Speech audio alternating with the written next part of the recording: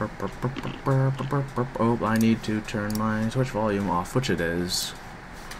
And I need to refresh Twitch madly, like I usually do.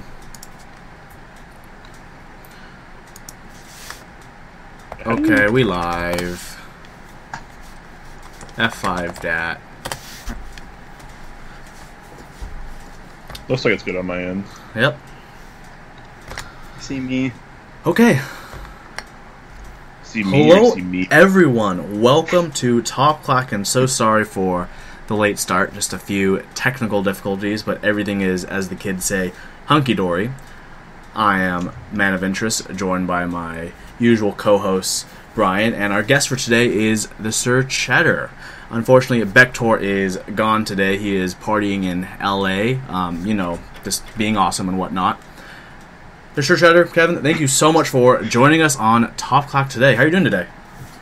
I am doing pretty good. I appreciate you guys. A lot of those technical difficulties were me struggling getting Skype working, but you know, we got it working in the end.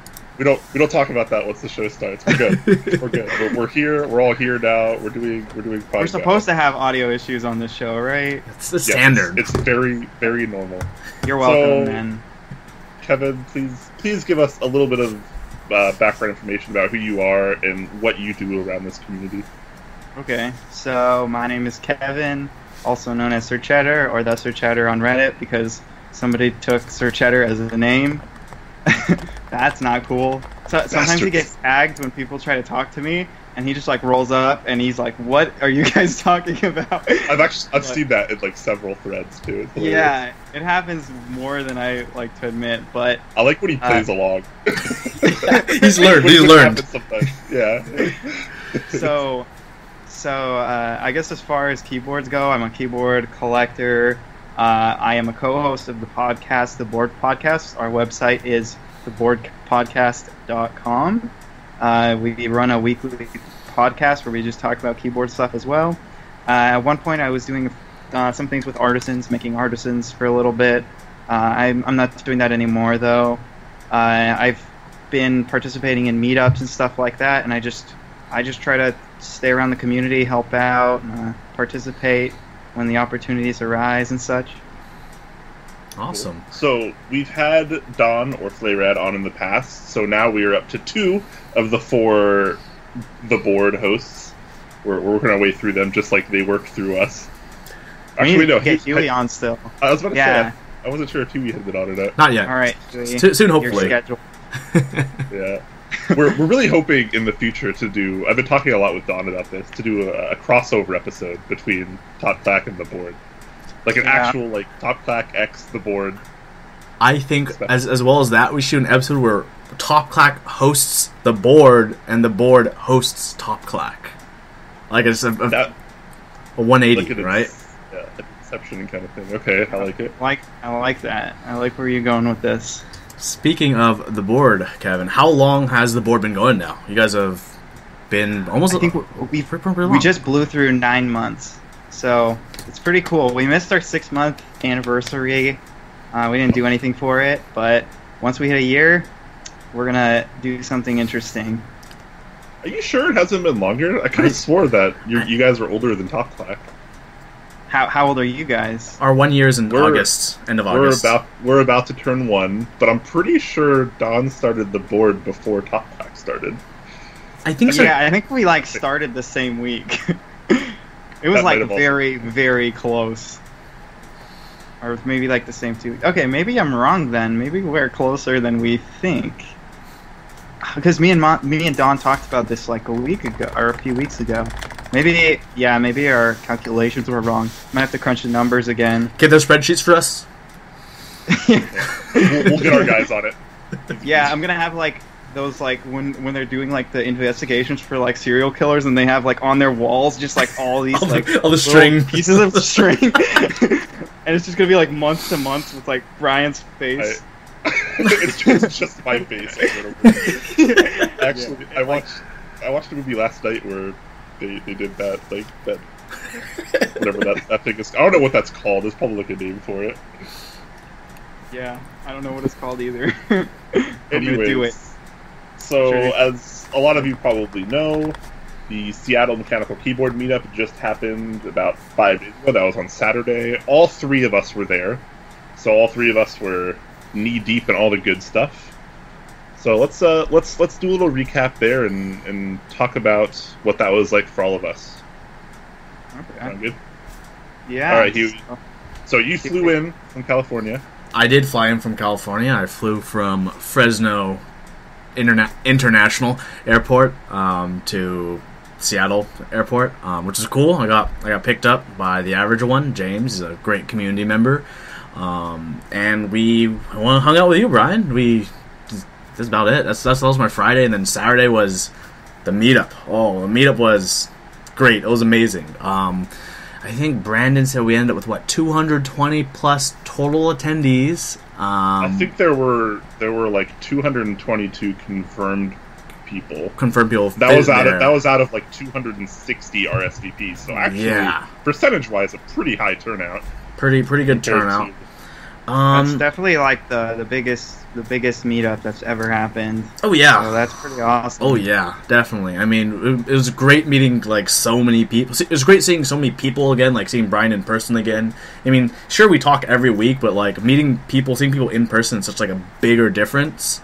Like that's kind of like why when people have meetups, people always wanted like, oh, what kind of keyboards are there? But for me, it's like who is there? Because the point of the meetups is to meet up with other people. That's why, if you've seen my video for the meetup, it's about the people who attended the meetup as opposed to the keyboards. It was an amazing time. I mean, Kevin, you've been to my SoCal meetups in the past as well, which is great seeing you again. Great meeting so many new people, like, Rama flying in from Australia, so many of the Seattle locals, even though one of them wants to kill me now. Can't win them all. Can't win them all. Yeah. Sometimes you got race. I don't know. Yeah, we had Booper, Binge, and Marcus there. That's that's like there too. The majority of Fendant. Yeah, like the majority of artisan pros. Like, we're just missing like Key Collective and maybe some Bro, and we had them all. Yeah. A lot of big names there. Evan was there, Jay Chan was there, Tiny was there. Like you said, all these artisans, Booper, Binge, etc. So many big names there, and it was pretty at Hata, of course. Yeah, it was crazy. Yeah. Before I pass over the torch for one of yours, for you to tell me about Seattle Meetup, I definitely want to say definite highlights. Oh, I want to say thank you so much to Brandon. B. Randon, if anyone doesn't know him, he was the host and the man who put all of Seattle Meetup together, which he did an amazing job. B. Randon, you're probably not watching because you're probably busy right now, but when you do watch it, or someone can tell him, everyone in chat PM him actually, just PM him right now and tell him he did a great job. He's such a nice person too. I'll even put his username. Yeah, everyone put his username. Everyone spam him. Great job for the Seattle Meetup. Spam him on Slack and on Reddit. He's a great guy. A lot of people are under the assumption I did like all the organizing because I was the one that made the Reddit post. And every time someone comes up to me, they're like, "Oh, hey, great job on this," and I'm like, "I didn't do like anything. I did like so little for this." It was weird. People thanked me as well, which I felt like bad about. I'm like, no, don't thank me. See that guy over there with the clipboard and the thing? Thank him. He's the one doing the hard work. All Brian and I. The guy that looks like he's actually doing like everything. He's actually doing everything.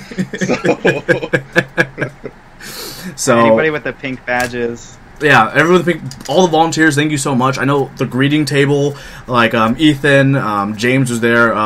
So they were stuck James' there basically. Girlfriend. Yeah, James' girlfriend. They're all there all day at the greeting table. And all the volunteers did a great job helping set up as well as helping clean up. Thank you all to the venue as well. They were very, very accommodating. And I mean, for highlights, I'd say definitely my highlight was hanging out with Hot Dog, hanging out with everyone, and getting some Halo switches. How about you, Kevin? How's the trip to the meetup and the meetup itself for you? So right now I'm in the Seattle area, so getting to the meetup itself, it was only like 4 miles from me. It was really not a bad drive. I got a nice parking spot somehow by the will of the gods, and it was it was just awesome. It was like the craziest thing ever. I've never seen so many keyboard nerds in one place. And then I got to see Huey again and Brian and all my keyboard friends. Finally got to meet Gabe in real life because he's a co-host of my podcast. It's finally cool to be able to meet him. He's one of those people where, like, when you hear him talk, you're like, I think I know what Gabe looks like, and he's totally different in real life. He's like a skinny white dude with an afro. He turned out kind of how I expected him to. Really? Because I know someone who sounds like Gabe in real life, and he's a skinny white dude. So I'm like, Gabe has to be a skinny white dude. That's why I thought at least. I'm just like, oh, this guy's just very white. Like it's he's just very white. And then like I meet him in real life, and he's just like a tall, skinny white guy with an afro.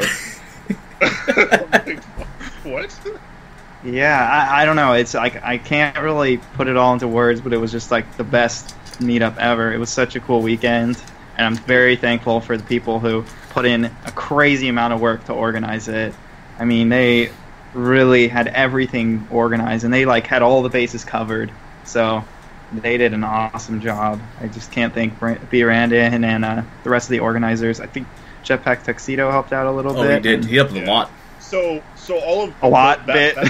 Yeah, that small handful of people actually belong to an organization called CKeys, like the letter C keys.org, and it's like just a non-profit organization. They just they do all the meetup stuff now, and like they do a bunch of other stuff. They set up workshops and stuff. Like they have someone actually linked the website, which is cool, ckeys.org there. So yeah, major shout outs to them. It was really good stuff. It's a culmination of like, I don't remember exactly who's in it, but it's Brandon and Jetpack Tuxedo and a couple others, and they did a good job. And oddly enough, for how organized it was, like a lot of it was really last minute. Like Huey and I and like a bunch of other people had like a meeting like literally like 2 days before the meetup, and we're like, okay, this is how we're doing everything. So it was like really last minute for a lot of the meetup stuff.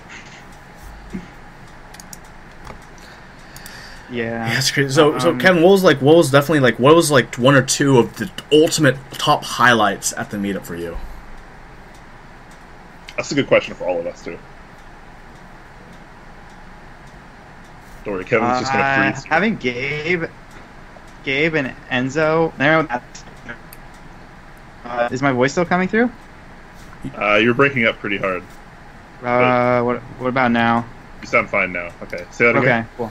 So having Gabe and Enzo Man Landon stay at my place, even though this wasn't at the meetup, that was really cool because I got to help them out a little bit, and we got to spend some time together. I don't know. There was so many crazy boards at the meetup, and I got to give Booper and Binge a hug. Those were pretty cool moments. I got to give Brian more hugs. I got to see Evan's presentation, which was killer. Evan's awesome. You know, I don't know. There's everything. Everything's on the top. There was one Nova Touch at the meetup with Plum, and it was like the gold brass looking one. It was with the Norbauer case. That was the best feeling keyboard I've ever felt somehow. That was one of the big things. That's awesome. What was done to it? It was hypersphered, lubed, and it had just the stock purple sliders, and then the Norbauer case with GMK caps. And for some reason, it just felt so soft and nice and yummy. Yummy. Yeah, I like when boards are yummy. That's one of my favorites. I think it's Novel Keys, the MG Sickler. I think it was his board, to be entirely honest. Okay. Oh wow, we're actually graced by Hata's presence in the Twitch chat. Everyone say hi to Hata. Hi Hata. Looks like he just put up force curve graphs. For no, you give us a 404 link. How does it find the 404 link? Oh, what a prankster. But anyway, how about you, Brian? What was your top one or two super top highlights for the meetup, as well as general thoughts? Man, okay, so here was the issue with having a meetup this large. The venue we had is fantastic. The Living Computer Museum is a really cool place, and they're awesome to work with, and they gave us a great a great location to do this, but it's a really great location for like 100 people. It was really tough to get like 200 people in that main keyboard room that we were using. Every time I walked into the door, like to go around and try keyboards, I just couldn't, because there were always people in front of every keyboard, and like you had to like push people aside to like attempt to try things. And I don't really care for that. Like I'd rather it be a lot more like open. So like I said, the venue was great, but I wish there were more room to kind of move around and try things, because it was just like cramming that many people into that room was a little tight. Definitely a tight fit. Yeah, so hopefully we can figure out a solution to that next time. But Brian, you're supposed to say 2 good things and then 1 bad thing. That's like the rule here. Compliment sandwich, Brian. Compliment sandwich. Good, bad, good.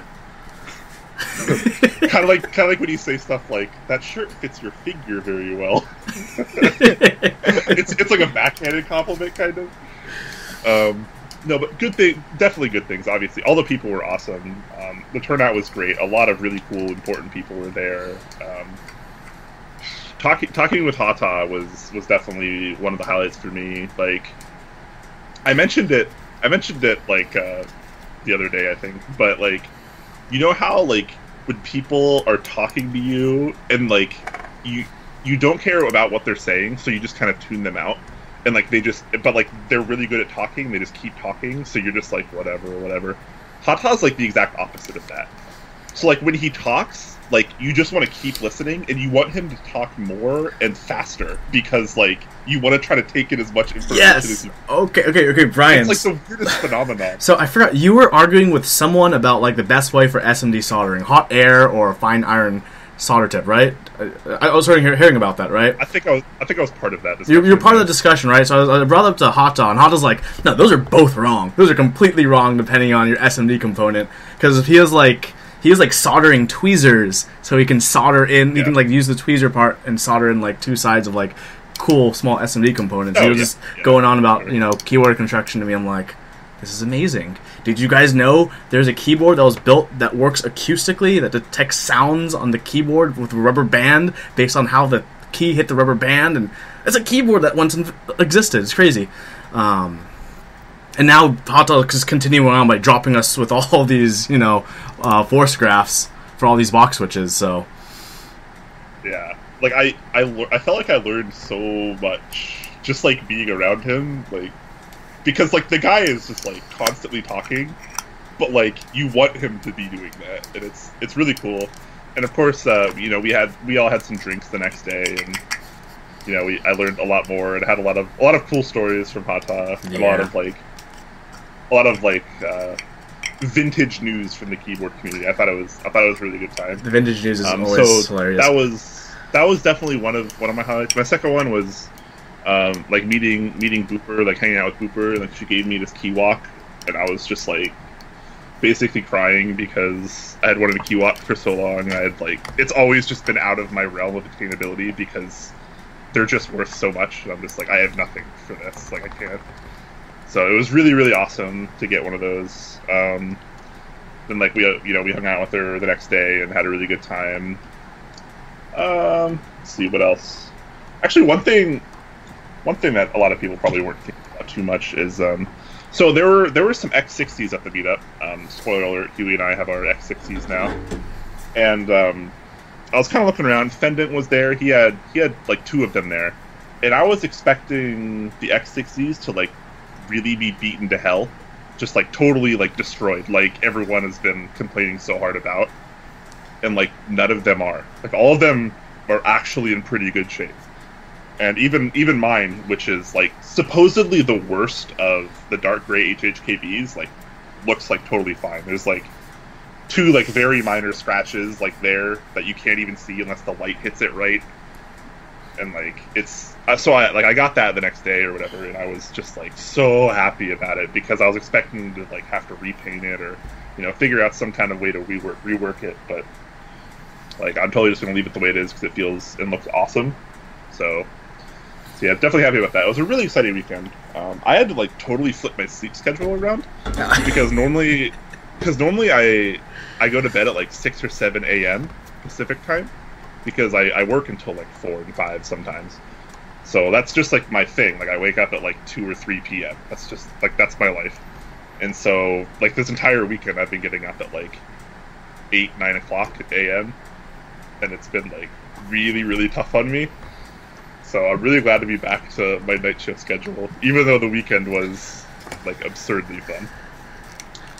Yeah, I think one of the great things about like the meetup, like this meetup, was like there was as much fun for a lot of people before and after the meetup, as well as at the meetup, because like it was very, very cool and very personable. You know, to eat with other, eat with your friends, and eat with other keyboard people, have drinks with them, go around Seattle. Like it was my first time ever in Seattle, and I thought Seattle was pretty cool. I mean, definitely reminded me of parts of SF in a bad way and a good way.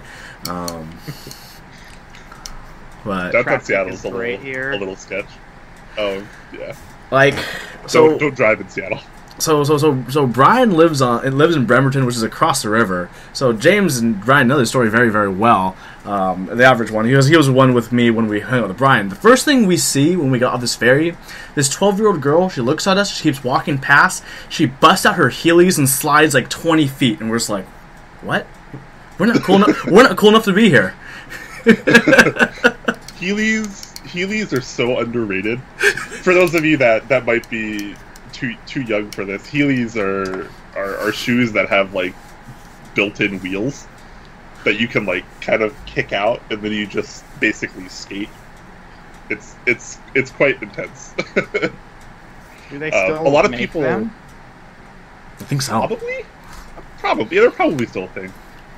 There's also a less common one that you see every now and then called soap shoes, and what they are is they have like really hard plastic, like it's like molded up to a curve to the bottom of your shoes, and like you can grind on stuff basically.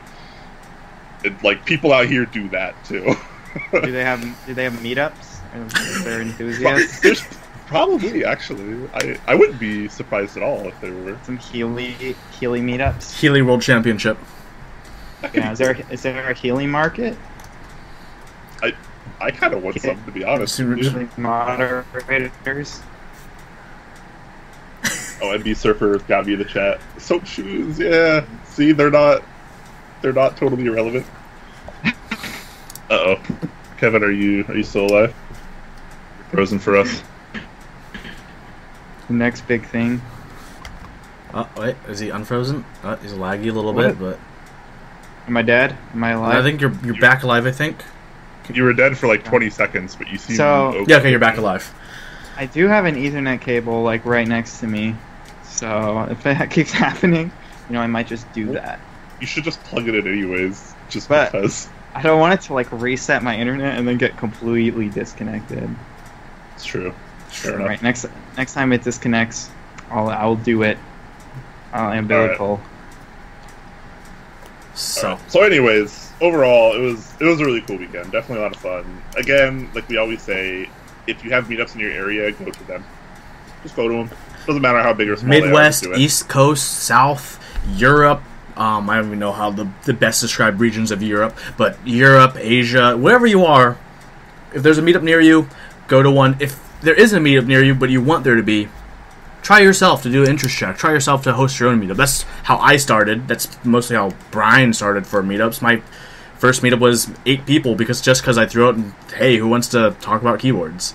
My first meetup was actually 100 people. Yeah, right. I started tiny. Like not like no. I guess as tiny, but I started tiny. Yeah.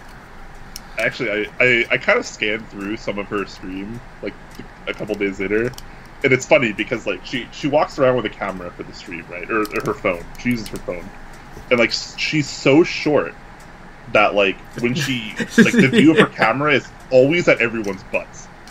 Like that's where the camera always like instantly goes to. She just walks around and looks at butts like the entire stream basically. And it's just kind of funny. Is this Tiny stream at the event? Yeah. Yeah, I saw myself a few times, and then I saw my butt a few times. I'm like, hey, a few more times. I know that butt. That's a great butt. like when I, if you guys watch my video, I had, people saying, welcome to da-da-da, right? So when I asked her originally, the first time I asked her, she was busy because she was streaming, but she wanted to show me off to her stream, right? So she turns the camera, but it's to my stomach, then she's like, this is to point it down so it is high enough to face my face. Yeah, and Huey's not even that. I'm an average 5'8", 5'9" on a good day kind of guy. Yeah. Tiny's 4'10" or 4'11" or whatever. I'm not sure what that is in non-freedom units. I'm pretty bad at centimeters. But yeah, if you missed the meetup, but just want to see what meetups are about, check out my video. Check out Mac Merlin's video. He's in chat. He has a video on YouTube, little blog style video that he did. Check out the VOD of Tiny's stream for the meetup. I just put the link to Huey's video in the chat, so definitely check that out. It's really, really fun. Not very long video. Gives you kind of a general overview of how things go. It was a good time, and Mac Merlin can also link his video if he likes. Mm-hmm. So be sure to check those out.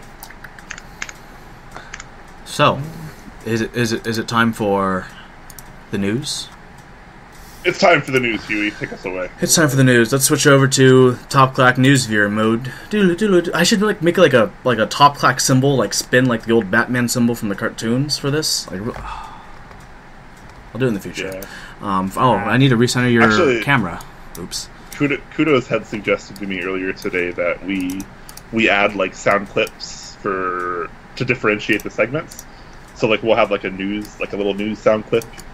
And then Q&A sound clip. Ooh, I can make a really cheesy generic news do. Yes, exactly. Yes, we need to do that. Okay. We could dress up like anchors. Suddenly, Brian and I are standing behind a desk with a green screen. Yeah, we could. Pointing at charts. We'll have to wear green shirts always. Just all green shirts. It is time for the news, and let's start off with KBDfans are always very busy, aren't they? They have a 40% DIY kit, the NIU Mini, $105 for the kit, which includes an aluminum or acrylic case, underglow RGB PCB, supports QMK, stabilizers, rubber feet, and the screws. So all you need is switches. The underglow, it looks pretty cool. That giant, acrylic block in the back. I guess, yeah. Or you can have that piece solid and be aluminum instead. Oh, is that how it works? Yeah. The top is aluminum no matter what. Mm-hmm. But the bottom is either... Okay. It's interesting that it's the same price, honestly. It's very interesting that it shows the same price. And it does look like if you look at the PCB, it looks like it supports staggered and non-staggered layouts. I could be wrong. No way.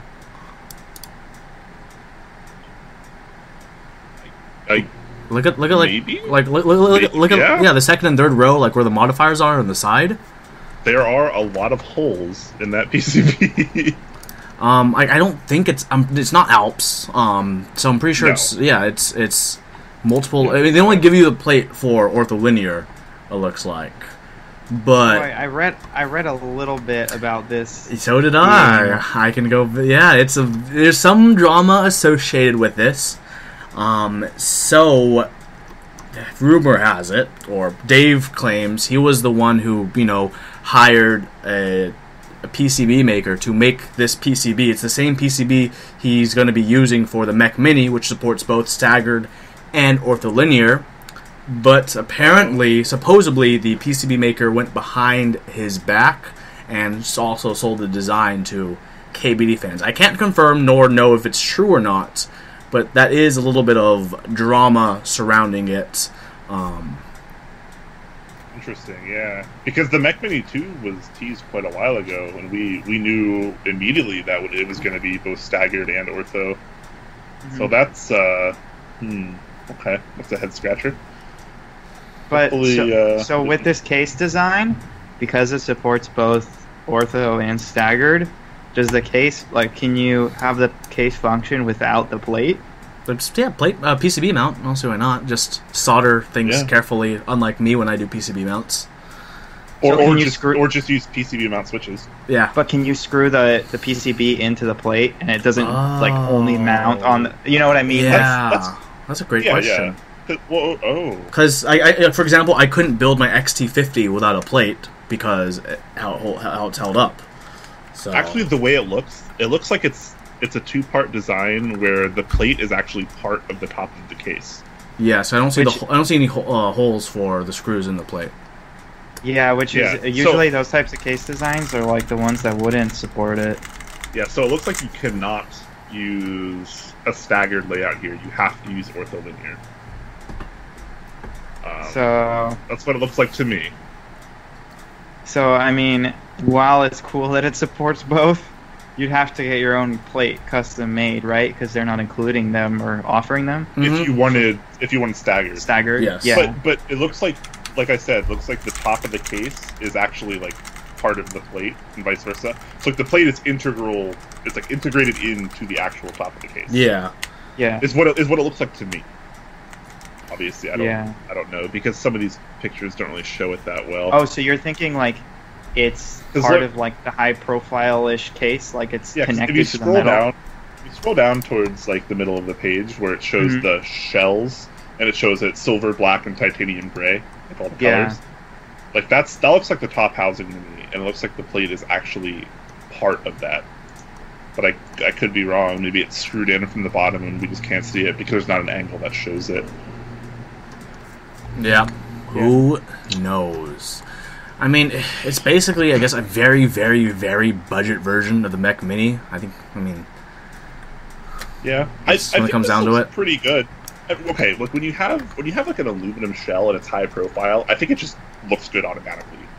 And like it looks more premium because like we're used to seeing high profile aluminum cases be expensive, and like a lot of people just attribute that to it being premium.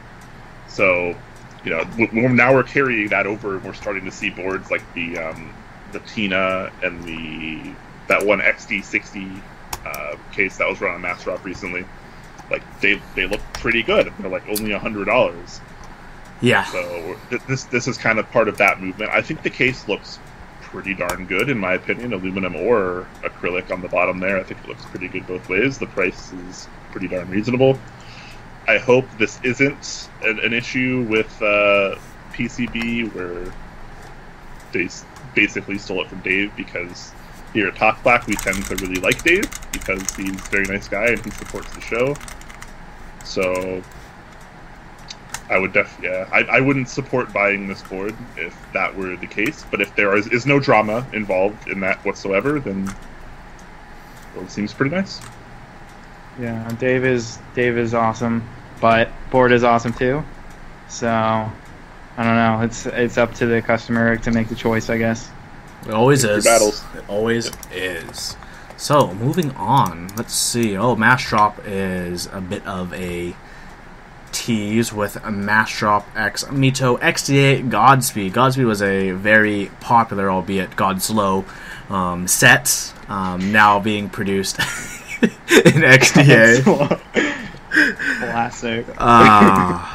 This time there are different alpha choices. There's the solar alphas, lunar alphas, and supernova alphas. So there'll be quite a lot of kits. It seems like XDA has gone the way of how Signature Plastics group buys are run, which is kits on kits on kits on kits.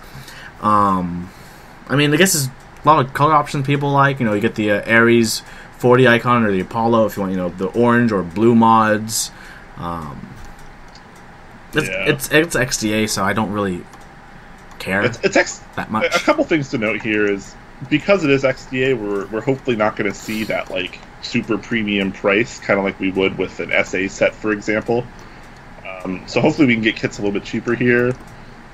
The new Supernova Alphas, I freaking love these. I think these look fantastic. I really wish I had seen these in person. So I don't know if you guys saw, but Massdrop had come to the Seattle meetup. They had several members there, and one of the things they were showing off was Godspeed XDA.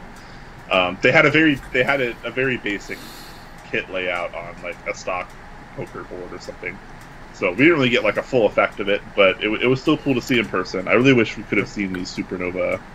Okay, alphas, guys. though, because Pop quiz: which keyboards use a 4.5 and 5.5 U spacebar? 5.5 Corsair uses 5.5, right? I thought they use 6. The 75% keyboard. The Philco Manila? No. It's It's the 5.5. it's the oh god. This was the first keyboard I almost bought. It's not the Plum. The Plum 84 uses a 7.5, but there's also another one too that uses it. Is it the Ajaz or whatever? No, it's a higher quality one. Oh my god, why can't I think of it? Huey, am I right? For which one? The 5.5? It's a 75% keyboard and it comes in white and black. Oh, is it the ChALPS Mini? Probably. Oh, the Nopo ChALPS Mini. Yep. But then there's another company that makes one, but it's not. Yeah. I know. What is it? The Tex Beetle is the 4.5, I believe. That's a 60% that has arrow keys. It's like the original 60% with arrow keys. It's like a. It's a Keycool 84. That uses the 5.5, I think. Does it? Or maybe it's the Plum. I think it's the Plum. I think Keycool. Yeah, Tex Beetle. I was right. I know the Tex Beetle is the 4.5. I think the Corsair boards use 6.5. Yeah, it's 6.5 for Corsair boards. I think what does the Philco Manila use? That's pretty abnormal. 5.5? Yeah, it's. I think it's a 5.5 or something in that range. It's something like you don't ever see. Yeah, well, these are going to be die subbed keys, MX compatible. Weird spacebar sizes. Yep, it'd be cool to see. Yeah, it's a Plum 84. I was sort of right. It'd be cool to see the more traditional Godspeed colorway on this, but obviously this being PBT die sub, that's not entirely possible. But it still looks pretty good with the all black legends. Especially these Supernova. I gotta buy this just for the Supernova alphas. I would consider getting it just so I have, a flat key set for my XT40, because I don't. There you go. I think, not having a flat key set for like a 40% is... At least an ortholinear 40% is kind of stupid. Sorry, GMK Mondorian... Midichlorians, I don't know. Mondrian, I think. Mondrian. Although, to be fair, a lot of people tend to use their ortholinear boards totally flat, in which sculpted profiles like GMK make a little bit less sense. But the one you have there is it is angled, yes. Angled. It is an angled case. I think that's a bit more reasonable for sculpted profiles. Actually, I have my layout is really my sculpt is really interesting. So my top row is actually the number row, and what would normally be the number row. I go 2, 3, 4, but I did move my homing keys up to where they're supposed to be. That's why mine might look weird. Okay. I mostly did it just so I could fit every POM key the best, and of course I flip my thumb keys because that's what you gotta do. Flip spacebar away. Yeah. Because fight me, bro. Flip spacebar and flip backspace. In my case. Yeah, I dig it. So that's XDA. God, how well do you guys think it will do? I feel like there's too many kits. I think if the price is good, it'll do pretty well. I think if we approach something like DSA or SA pricing, it's not going to do as well. It's not going to get that high. It's XDA's. I can't get that. As far as I can know, can't get that high. Like, who is this being marketed to? Honestly, because like the people who bought the first Godspeed kits. The set's already been. I mean, most of the people already have their Godspeed kits, though. So, like, the set's already been ran, and they even had what they call the cockpits version, which was a 2-2-3-3-3-3 layout, so basically uniform as far as, like, typing goes. So I'm trying to, like, figure out the appeal of this particular key set. Don't get me wrong, I like the Godspeed colorway. I have nothing against Mito. I think he's nice, but I don't know. This is kind of I don't really see who this is for, unless it's like really well priced, and then you could just like get Godspeed to more people, which of course I'm always behind. But if this is like $140 base shot, if it feels like that, then no. Like if it costs me the same amount of money to get the XDA caps as it did to get the SP's SA caps, I'm gonna say that's kind of a fail. In my opinion, XDA needs to be a more budget option. It could just be like looking to produce more SA caps in the market, because there's that like first run that J-Chan did, and then there's the Canvas, which I don't think is out yet. Like, it's not actually, the customers don't have it yet. Yeah, yeah. So, I mean, it could just be to get XDA out there more. A lot of people have been waiting on J-Chan to open his shop as well, because he said he's going to have extras of all the XDAs. So yeah. Brian, aren't you getting a set of that from J-Chan? Well, he's supposed to give me one, but soon, TM. I helped him. Yeah. So, for those of you who weren't aware, like a long time ago, and before any of this had even launched, I had helped him. So originally, when they wanted to run like the group buy through Clack, they had like a bazillion kits. Oh my god! Like, no joke, there was like well over 100 in every color. So like in every color, there was like 20 kits per color. And there's like five colors. Ryan's not exaggerating. I remember looking through this. Bad. It was really bad. And we're like, we gotta cut down like almost all this. And so like we like went through and just like got rid of shit and like just tried to like organize stuff. And like I made a chart of like what kits you would need for each particular like popular layout. And he's like, "Oh yeah, man, thanks for helping." I put like hours into this. "Oh man, yeah, thanks for helping. I'll send you a set of whatever." And I was like, "Cool, give me the Sakura one or whatever, like the Japanese one." I thought that one was pretty cool. I was like, "Hey, give me a set of that." And that was like, like a year ago now or whatever. I'm sure you'll get it. I'm sure you'll get it before your. You'll get it before your JTK set, so you're good. Actually, what's funny is I have another set that like technically belongs to him here. I have a set of like, he sent me a set of this Maxkeys. Pink on white or whatever. Yeah. It's like the pink set. Valentine colors, yeah. And Maxkeys Valentine. Maybe I'll just keep this. I don't know. You can hold it ransom. That's what I would do. I like J-Chan. He's a very busy guy, and he's also very forgetful at times. So he's a lot on his plate. Yeah. So he often bites off more than he can chew. So that's just I'm not actually worried about it. I don't care. Like, it's just keycaps. Mm-hmm. Yeah. So that is like giving J-Chan shit sometimes. I love shit. I know. So he's a great guy to hang. Yeah, that was Godspeed XDA. That's gonna be launching August 1st apparently. Coming soon to a mass drop near you. Soon. It looks like it looks like August 1st is the launch date for that. If we didn't mention that already. So there's that. Next up, what is this? This seems interesting. Interest check. Yes, it is very interesting. So someone figured, hey, you can fit an Alps metal leaf in cherry housing, and they like the feel of Alps, the compatibility with cherry switches. So their idea is to do a group buy or interest check for cherry housing with an Alps-like leaf spring for tactility. That's the plan. That's an interest check, and that's what it is.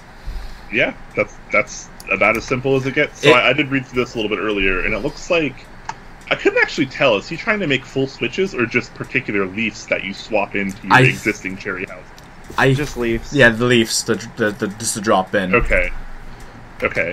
So this could definitely be a very cool thing. This has been a problem like for a while now. There's also a lot of people like Alps because Alps tend to feel good. A lot of Alps are really nice switches, and but people don't want to use them because they want to use their GMK keycaps or their SA keycaps, etc. And so this has actually been kind of a thing for a while now. So if we could actually get an Alps feeling switch with an MX stem, especially one that can drop into this is straight up like MX format. So this drops into your MX plates, your MX PCBs. This could be a really big deal. Mm-hmm. So I'm really hoping this actually goes through. Make sure you guys, even if you're not a fan of Alps or whatever, you guys should be supporting this project because this is like the kind of innovation that the community needs anyways. Like, even if it's just like this one guy trying to do this, like it's still something that should be experimented with, in my opinion. Yeah. Well, he brought it up. The idea came from the KBBQ after the meetup. Oh yeah, I read that and I was like, because I was also sitting next to Evan, so I was like, who was this guy? I don't remember this guy. Yeah, I think the discussions were happening while you were like dying before you like had your second wind. I was so tired, dude. Oh my god. So I think that my only like problems with this, I don't want to be like a negative Nancy here, but so when these leaves are manufactured, I think they're pretty quickly put into the switches, and then they're like protected in the switches for like shipping and such. And I think shipping plain leaves could lead to problems. And also, I'm the kind of person who, like, if I'm building a board with switches, I kind of want to have confidence in the switches to be like fully functional. And I found that leaves in general are like some of the more finicky parts of switches. So I'd be really worried swapping out switch leaves and like really expecting like consistency and reliability in them. Not that it's not possible, but just that. No, that's very true. That's a good point. That is a big concern. Leaves are very delicate. Yes. Very delicate. If you just ship a bag of leaves, you're fucked. Like, they're all screwed, basically. Like, unless somehow they're actually like fragile, like they actually treat your package as fragile, which they never do. USPS is always going to throw your crap around no matter what. It doesn't matter what it says on it. Yeah, you have to choose like a great shipping option, like unrealistically expensive. I mean, there's people who ship Fabergé eggs around the world, and those turn out okay. But then again, they're paying hundreds, if not thousands, of dollars to ship things that are hundreds, if not thousands of dollars. And also, Fabergé eggs are like I would argue, millions. Yeah, well, yeah, usually they're billions. Yeah, so yeah, I would argue it's easier to properly package like one relatively large item. It's easier to package that than hundreds or thousands of tiny little, very thin metal pieces that are so easily bent. Anyways, I was calling them ChALPS, which I think is a catchy, if not terrible, name for them. It's both at once. What I don't even know. Cherry Alps, ChALPS. Yeah. So the H is lowercase, everything else is capital. So it's a play on Cherry Alps. What about Galps? Gateron Alps? Gator Alps? Okay, but see, like the actual form factor itself. All right, I'll stop. The Switch design itself was designed by Cherry, and that's why we call them like Cherry MX styled switches. Like, we don't call them Gateron styled switches. Fair enough. No, Malps. Malps. Based off Cursor Tien's comment. now that he said call them assless chaps, like, I want to see ChALPS now. Remember, chaps assless is what I think now. Alpsless chaps. McMurray, he should call it bulgogi, since that's what we were eating. We were eating more than just bulgogi. We were the all-you-can-eat table. Or two tables. We were the cool. Other tables did batches. No. You guys, they did Korean barbecue wrong. And this, and like, no, you do all you can eat when you go to Korean barbecue, and not order dumplings. All the other tables were like, they were trying to front, and Huey and I were like, nah. I was sort of at your table. I was just at the far end. Yeah, oh, that's right. So, you were, yeah. So I am cool still. Weren't you part of like the other group though, and like you kind of came over to us or something? Whoa! Because my allegiance is with your table. All right, from the start. Right. Yeah, that place loved us. That place, like, when I had to pay for a drink afterwards, and they're like, "Where'd you guys come from?" And I'm like, "Oh, we had a keyboard meetup convention thing." They're like, "Thank you so much for coming. There's so much of you." I'm like, "Yeah, thank you for having us all." And they loved having us, because it's basically filled like a whole night's quota in like an hour. So for those that are understanding what's happening, like, after the meetup, we basically roll up to this Korean barbecue place. It's not that 50 people. We roll up with like 40 or 50 people, and we're like, can we just like... We're gonna eat some KBBQ. Bring it. And they just happened to have like enough space for all of us, so it was pretty convenient. Yeah, we extended the table like 4 times. It was like, can we add this one and then this one? Rearranged the restaurant. It was pretty bad, but it was still good time. Yeah. Oh wait, funny story about KBBQ. So, yes. I'm not sure if anybody ever is gonna, if anybody's ever gonna like figure this out, but so when we were sitting outside waiting at the parking lot, this guy from the restaurant walks out and he's like, "Oh, I have like some food to go," and I walked up confidently and like took it, but it was not mine. And he just handed it to me, and I just like left with it, and I just ate it at night. Well, it's great. In your defense, that guy was walking around outside, like trying to figure out who this belonged to for a while. Like he had like already kind of like he went through our groups. He talked to like all of us and stuff. And he was just like nobody was claiming it. So like you just kind of like walked over, and he's like, "Here, not like, my responsibility." It's like anybody like to go, and I'm just like, yeah, but it was not my food. You didn't even say anything at that point. He like, I was right next to you. Like, he like handed it to you, and then you're like, what? Okay, yeah.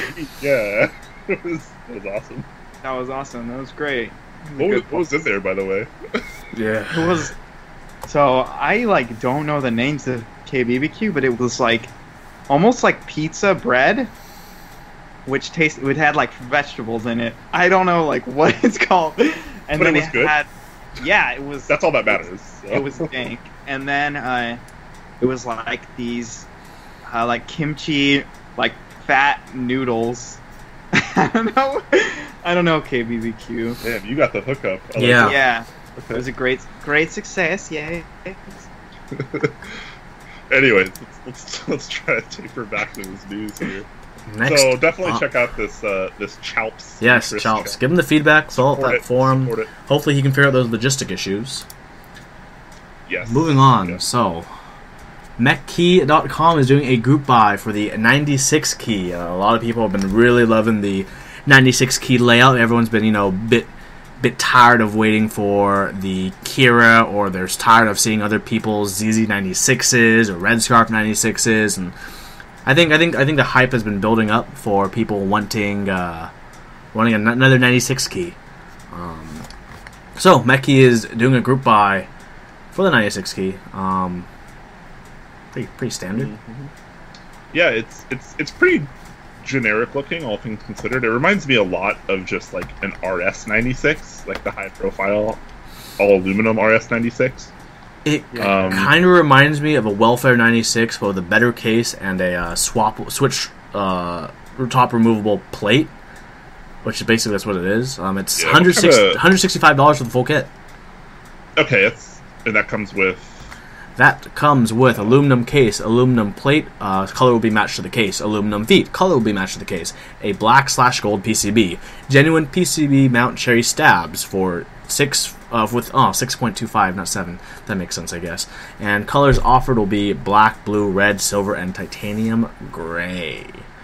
And for you and I, Brian, PS2 AVR PCB. Hooray for being scrubbed! Yeah, I'm with you there. I need a point and click mapper. Yeah, point and click boot mapper client. I'm all about. Maybe Brian, one of these we should do a Top Clack learns and like Top Clack presents learning QMK lesson 1. What is QMK? I get the general gist of it. Like I can bullshit my way through it. I just don't like to. I just much prefer to just like point at a key and be like, I want it to do this, I want it to do that. I don't want to have to like copy or write like raw data. Like it's a waste of my time. I should be able to program a key in like 5 seconds. So it does have underglow SMD, but like I'm looking at the bottom of the case and there's like it's all aluminum. Well, maybe the sides, because like if you look at the picture, there's some like I don't know, there's cutouts, but I don't know. There's an acrylic strip on the side. I think there's an acrylic strip that goes through the side. It's just okay. Yeah, there is. Okay, you go if you keep scrolling all the way to the like last pictures, you'll see it. All the first pictures you don't see it because it's like top view. Look at the second. Oh, hold on, wait. Go to, keep loading. But if you click on towards the top of the Geek Hack page, it says click here to join the group buy, and it has 2 links. Oh, I'm on the Maxkeys site looking at it. Okay, Look at stream. Okay, so look at the second picture. What is all that stuff at the bottom of the case? Is that the acrylic? Is it just like in multiple parts?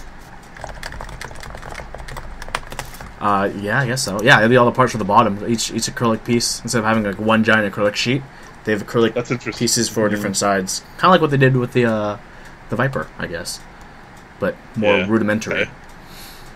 Okay, so this is kind of neat. Fairly generic, but the price is reasonable. Right, price is reasonable, and it's nice. You know, you get 10% off switches if you add them in the same cart. So, oh, cool. If you use the code 96switch. Yeah, Maxkeys tends to have pretty decent prices already. Actually, on a total side note there, I remember a while back I was looking for springs. Or someone else was looking for springs, and I was trying to help them find what vendor to buy them at. And I went through and I priced like all of the springs across like all the different vendors, and like Maxkeys was like by far and away like the cheapest for springs or something like that. So they have some value there. Okay. So if you want a 96 key and you want high profile aluminum. One more time, what does the 165 include? And that's in USD, right? Yeah. That's the case, the plate, and the PCB. And steps. Okay. It's steps, sorry, yeah. I mean, I would say that's not that it's not a good deal, but it's pretty on par with, like, it's pretty close to the Red Scarf 96 price. It's basically, yeah. And the case is also quite similar to a Red Scarf. You know, it's flat, but then you can use the aluminum feet. It looks pretty standard. Yeah. Yeah, I mean, sometimes Maxkeys comes out with, like, these ridiculous prices. I would just say this one's okay, as far as the pricing goes. Yeah. Well, it's reasonable, but it's not impressive. Anyways. Moving on. But yeah, the group buy is, let's, you know, if you like the 96 key, you know, check it out on Maxkeys or the Geek Hack thread. Well, a lot of people have been definitely itching for a 96 key. So. Yeah. Not too bad. So this is a bit of old news I did miss, but the Leopold FC750 PD will be coming with double shot PBT keycaps. Interestingly enough, that are double shot PBT. Yes, double shot PBT. Now you got my attention. Teased by my Necroman X of mykeyboards.eu. Really, it's just they've been working with Leopold last couple of months. They plan to revise their Cherry MX molds with double shot PBT keycaps. These look pretty good, actually. Yeah, it's should be Cherry Pro. I believe it's Cherry Profile as well. Yeah, they look at Cherry Profile. That's double shot. They look pretty nice. Yeah. So I'm down for this. Yeah. So review sample win. Yeah. Top clack review, please. I would say that Leopolds are solid boards for sure. I'm on to Krobit is saying it is OEM profile. I think he is right though. I'm looking at the other side profile, just the diagonal shot. The row 3 doesn't look as low as it should be. Well, Leopold also uses their own special profile. Oh, sure. This is probably Leopold profile, yeah. Wait, hold up. I know the name of it. It's called Step Sculpture. Yeah, it is. Step Sculpture. Yes. Or Step Sculpture 2. Or, Yeah. Yeah, and Step Sculpture 2. It's in my opinion, it's closer to Cherry than OEM. It feels nice. It's very reminiscent of Cherry. So definitely. Like one, probably the other. Yeah. I'd be into this. I'd be willing to check it out. Good thing they're bringing it on a TKL board, so it's kind of I wonder if they'll ever sell sets separately. Leopold's I don't think ever done that in the past. Yeah. Hopefully not. But now that this guy is more involved in the community. That's true. That might be something. Actually, no. They've done sets in the past. They've sold what was that SA high profile? Was that theirs? No, that's Foco. Huh? That was Foco. That's Foco. Leopold Leopold PBT. does have a set though. It's like a gray and blue one at the very end. Oh, is it similar to the 10th anniversary Real Force, like the one that copied that? Mm-hmm. There's a black grayish one on eBay right now. I've seen them before though. They've definitely sold them before some places. Cool. Yeah, good stuff. All right. Moving on is something interesting. An aluminum case apparently is being designed for the FC660C and M. Yeah, speaking of Leopold, right? That's who makes these boards? Yeah. Yeah. Those guys. My OEM board knowledge is like slipping a lot. OEM boards. What are we? 6 months into 2 months into RMK? Yeah. Anyways, yeah. I know that the OG Leopold case. So first of all, because if people don't know yet, the C case has different USB mounting points. Mm-hmm, yes. I'm not sure if that's the only difference or not, but that's the biggest one that has always stopped it from functioning. But the OG case, which only fit in the MX version, it had these problems. I saw multiple people having problems with it, like shorting, because the circuit board was touching the metal case. I'm not sure like how widespread this was, but it just never seemed to catch on as well as you would have thought. So I think it had some sort of problems. It was also the price of the board. Like it was like $120 case, and the board is like $100. So it's a little weird. Yeah, it's like people who are putting really, really nice sets on shit keyboards. Yeah, you're putting GMK sets so on Magic Forces. I do like this first comment, which is like, how will this be compatible to C and M? Because the USB ports are in different spots, but the Intercheck person said they will be providing like a little USB extension bridge to bridge the gap for the M, so it can use the same port as the C. That makes sense. That's probably the easiest solution. Yeah, it's convenient that they're working on trying to. And it's probably be and more it's probably inclusive. one of the cheaper solutions also, which is good. I mean, the case looks not bad. Oh, it's a full album. Here we go. Oh wait, really? Yeah. Oh yes. Okay. So what are your thoughts on Topra in metal cases versus like their stock cases for the most part? Do you think it has? Do you have the guillotine? Well, actually, I mean, this is still in a plastic case that's inside of a metal case. Okay. Which is So kind of is the case is inside of it? Here, I can this is really trippy and really lazy. This is the laziest designed case I've seen in my life.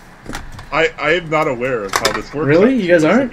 This will be a first for me. Yeah. Okay, this is like a really, really lazily designed case. It's still nice, but it's super lazy design. Okay, so I'm like expecting like the actual full Real Force case to be inside that. Okay. Am I gonna be let down here? So I'm just. Maybe it's half of one. Yep. I'll show you. So it's 6 screws. Which I'm doing right now. I guess if you want to see it. So much hype right now. I know. I'm like interesting. I mean, yeah. I haven't said much about this keyboard, even though I've had it for a while, just because I'm still doing my review for it. I don't have a ton of experience using Topra in metal cases. I've poked at a few of the Norbauer ones. I think it's fine. I don't think the case for Topra affects like the sound and feel as much as MX style switches. So here's the case, okay? The top is just this, and inside we have, sitting here, if I can pull it out carefully, my PCB here. This is the white case of my original 55 gram, and this sits inside of the metal. That's all it is. So it's just the top, the bottom half of the Real Force 55 gram. Hey, I guess that's all it is. If it ain't, I don't know if it works. It works though. I still like it, and at least for me, I can tell a difference in feel. It's very slight though, because you used to go through the plastic first, and then it goes through the metal, the vibrations. But Yes. And obviously, you still have the steel plate there, one way or the other. So which makes the biggest difference. Which is definitely the bigger difference. This keyboard looks pretty good. Not totally in love with it, but I've never really been a fan of this particular layout. I think it looks a little funky. Yeah, I don't like that layout. The FC660 layout. Yeah. I mean, I the get artisan corner. That's true. The artisan corner. I get why it's popular. A lot of people. I'm one of like the few people in the community that just doesn't need arrow keys ever. I just don't use arrow keys. So like I don't feel the need to move up from a 60% to something like this, or a 65%, which I guess this still kind of is, depending on how you view your percentages. Yeah. It's a topic for another day. But that was a topic for like a month ago. That too. There's lots. Yeah, we're not going to talk about that. Anyways, moving on. Let's talk a little bit about SA Lime. So this is a set that has been gaining some momentum lately.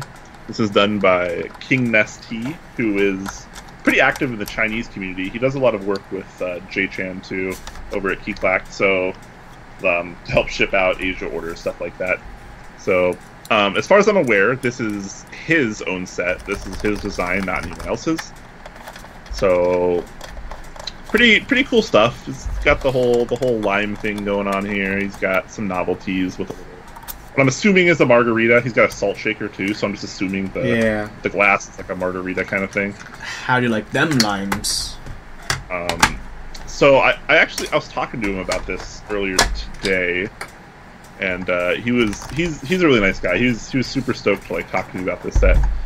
And he was trying to figure out if the legends on the modifiers would be too bad of a contrast for the actual caps themselves. Like, you know how SA Chronicler had that issue where like the contrast was off so you couldn't see like the legends. He was worried about that happening. That's the most expensive blank SA set ever. Yeah. So he was a little worried about this happening on this. This also. I don't think so. I think the green is deep enough to where yeah. I mean, if it's like off, the worst case scenario, it'll be like DSA Deep Space style where you have to go close to really see and distinguish them. But yeah. And people still love Deep Space, so you know. I still like Deep Space, yeah. But one thing I noticed while looking through this is how phenomenal these renders are. Right. And this is Thesis Camper, but he's stepping his game up. Looking through these today, I was like, this looks a cut above his normal work, which is already good. So I'm like looking at this and I'm just like, holy balls. King Nessie must have slipped him a few hundreds.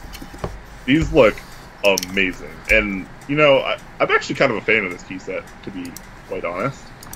But I'm also a fan of margaritas and salt. Nah, the salt is real. Like the actual, like, physical, like, rock, not the drama. You're a fan of the rock salt? Yes. Dwayne The Rock Johnson is... I'm fangirling for him. Can you smell what he's cooking? Can you smell what he's cooking? Well, yeah, he's like right behind me cooking. So, would you say that you're a salt enthusiast? When is the next? But I would be into that. I'm a big fan of trying new salts. To be totally honest, that pink Himalayan salt. I love the Himalayan salt's pretty good. I love more specialty stuff like lava salt, all sorts of just like different like sea salts and mountain like rock salt, stuff like that. It's pretty cool. Salt is awesome. Just go hardcore and go the ultimate direction. Just go straight MSG, dude. That's basically concentrated salt. That's true. I should try some of that. I'm sure you have. You just don't know. If you've been to like sketchy Asian places, then you've definitely had. Oh, so, yeah. Yum. Been to a lot of sketchy Asian places. Anyway, so a bit of updated information. I don't know if the post is actually updated here, but he was planning on rolling with Signature Plastics SA line for this, but it sounds like he's actually going to be moving to Maxkeys with this. He's shifting over to Maxkeys? Yes, but apparently they're fixing. Before the set is ran, that's supposed to I'll believe it when I see it. It's supposed to be. Yeah, I don't think that's like completely confirmed, but he's like, Maxkeys wants to run this set, and like, I was worried about this and this, and they said that's going to be fixed. So fingers crossed, we'll get more consistent Maxkeys caps, which would be awesome. And if we're really lucky, we can get something like an $80 price point for this set. Probably not. It's probably going to be $100 or more. But more. That'd be really cool. I'd be onto that. Anyways, if you like limes, check it out. One thing I thought was kind of interesting, I was like, so this month is July. If they went with signature plastics, it would take about a year, and it would be ready in time for next month. Like, lime is a very summery kind of thing. Like, margaritas are a very like warm weather kind of thing, and it makes you think of summer. But if they went with Maxkeys, the set would be ready like in the winter. And I feel like the lime colorway would be a little less popular in the winter. I don't know. What do you guys think? Raise your hand if you don't want to wait for SA sets anymore. I've never wanted to wait for SA sets, so I guess this counts. Yeah. Answering Brian's question, if they do SA, they're gonna get delayed till winter anyways, and then it's just gonna be winter lime. Yeah. Or maybe the nuclear winter in 2035. Yeah. Well, yeah, that'll probably happen. Both. It'll be like crawling up from like 35 feet of snow, and you're like, "Where's my lime SA? I just want my lime." But so as far as switching to Maxkeys, I am down for that. I mean, I would rather have shift to and have it in like 1 to 5 months instead of 12 to 14 months. And I cannot believe anybody's willing to pay for products that far in advance. I am so happy that at the meetup when that question was asked, like, how long is it, like, will people actually be willing to wait for sets? Everyone gave, like, a politically neutral answer, and J-Chan's like, 8 months. 8-9 months. Maximum people willing to wait for a set. Like, Binge and everyone's like, oh, like, people will always be down to wait. J-Chan's like, 14 months or something like that. I was like, I was looking for a numerical. Oh yeah, that's how you go. That's how you do it. Yeah. I mean, obviously, carbon is like a 1 year wait or more, and people were still all over that. So people are still more than okay with waiting at least a year. It seems. Mm-hmm. I'd be curious to see what it looks like when we hit that 2 year mark, which isn't that far in the future. No, it is not. Anyways, we got one last topic to talk a little about this. This is kind of neat. I say kind of because it could be neater. Yeah. So Novelkeys is putting out, other vendors might be too, I'm not sure, but this one's on Novelkeys. They're putting out the Kailh Speed Pro switches. Sorry if there's any background noise or someone like weed whacking my lawn or something. Always during Top Clack, it's so weird. Like, it never fails. But there are new Kailh Speed Pro switches.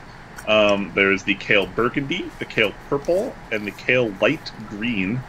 And that is linear, tactile, and clicky, respectively. All of these use the same spring. It looks like it even uses the same spring as the normal speed line. So it's like, it's not that light, honestly. 50 gram actuation.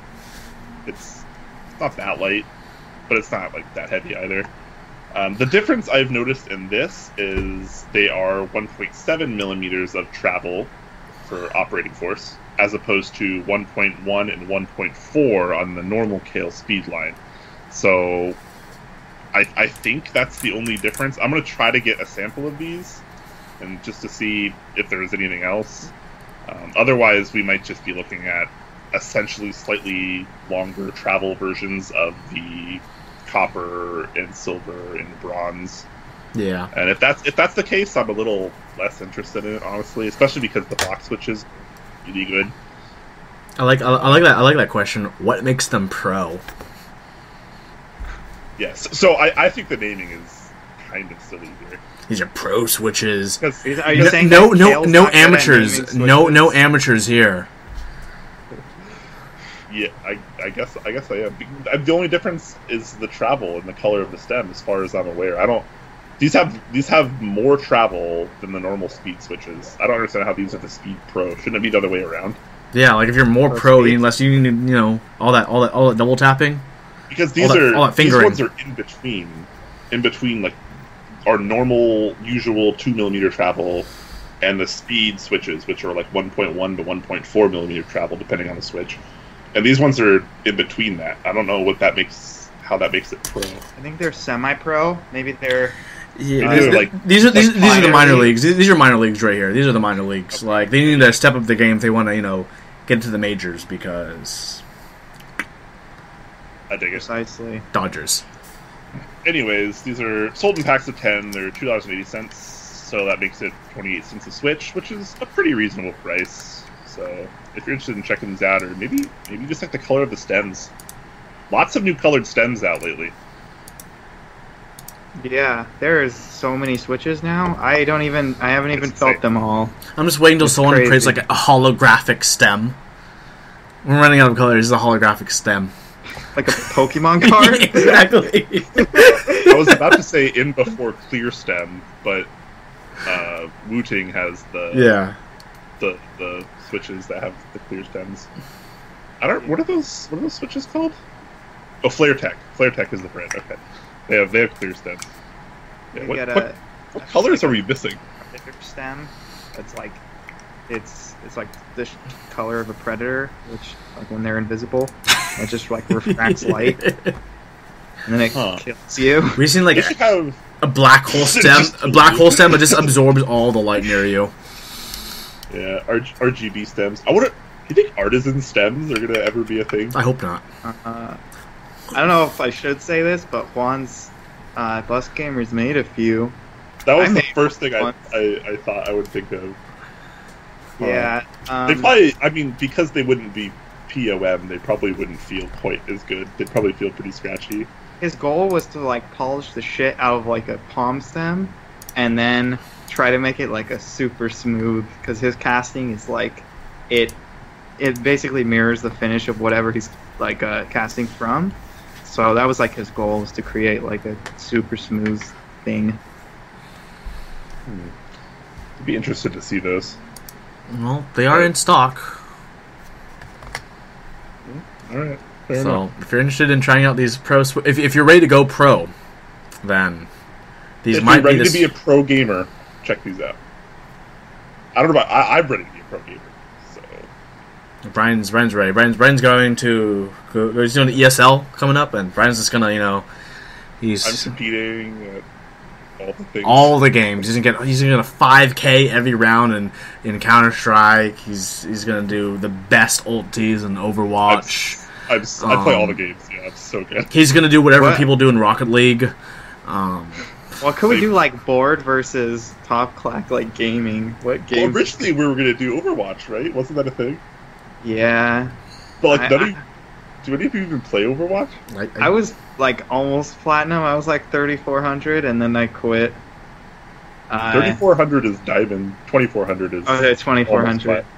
Yeah, it was like I played like 50 hours maybe, and I totally lost interest.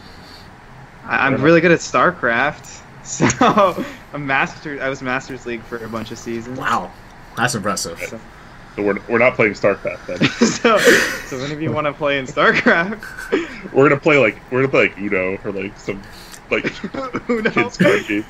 Monopoly. War, or something pure luck. Like, Monopoly, but we replaced Oh, actually- all the places with vendors. Like, oh, you've As terrible as I am at typing, like I'm really not that good of a typist. This guy brings up a pretty good point. what? Said Type Racer? we should play Type Racer. So I guess maybe we average our scores or something. So like No, I mean see- no. Type Racer does live one-on-ones or live multiple people. You No, don't have like I five. know, Oh, but like all of Top Clack versus all of the board, ah. and like see who's faster. No, we should overall. we should just do it like anime tournament style. We take turns going one-on-one, and Oh man, yeah. yeah, that's how it should be. Can I fight Dawn? I think I'm a faster typist than Dawn, but I'm not down. sure. I'm down. That's how it should Yeah. be. It should be like an anime tournament. I'm probably not faster than Joris or Gabe or Kevin. Uh, I don't How know. fast are you? I'm Um, like like- 90 to 100. That's I'm about not right. fast, yeah. On a good day, I'm like at 100. If I'm like really in the zone. I'm typing on this shit, it's like... Nice. How am I supposed to do anything? Yeah, it's pretty interesting. So very soon we're gonna begin our Q&A.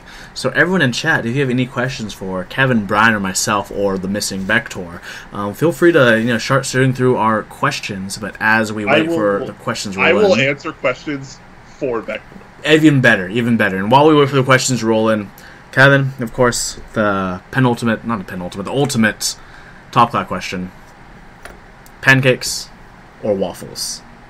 Been waiting for this moment. All my life. I'd like to thank my fans.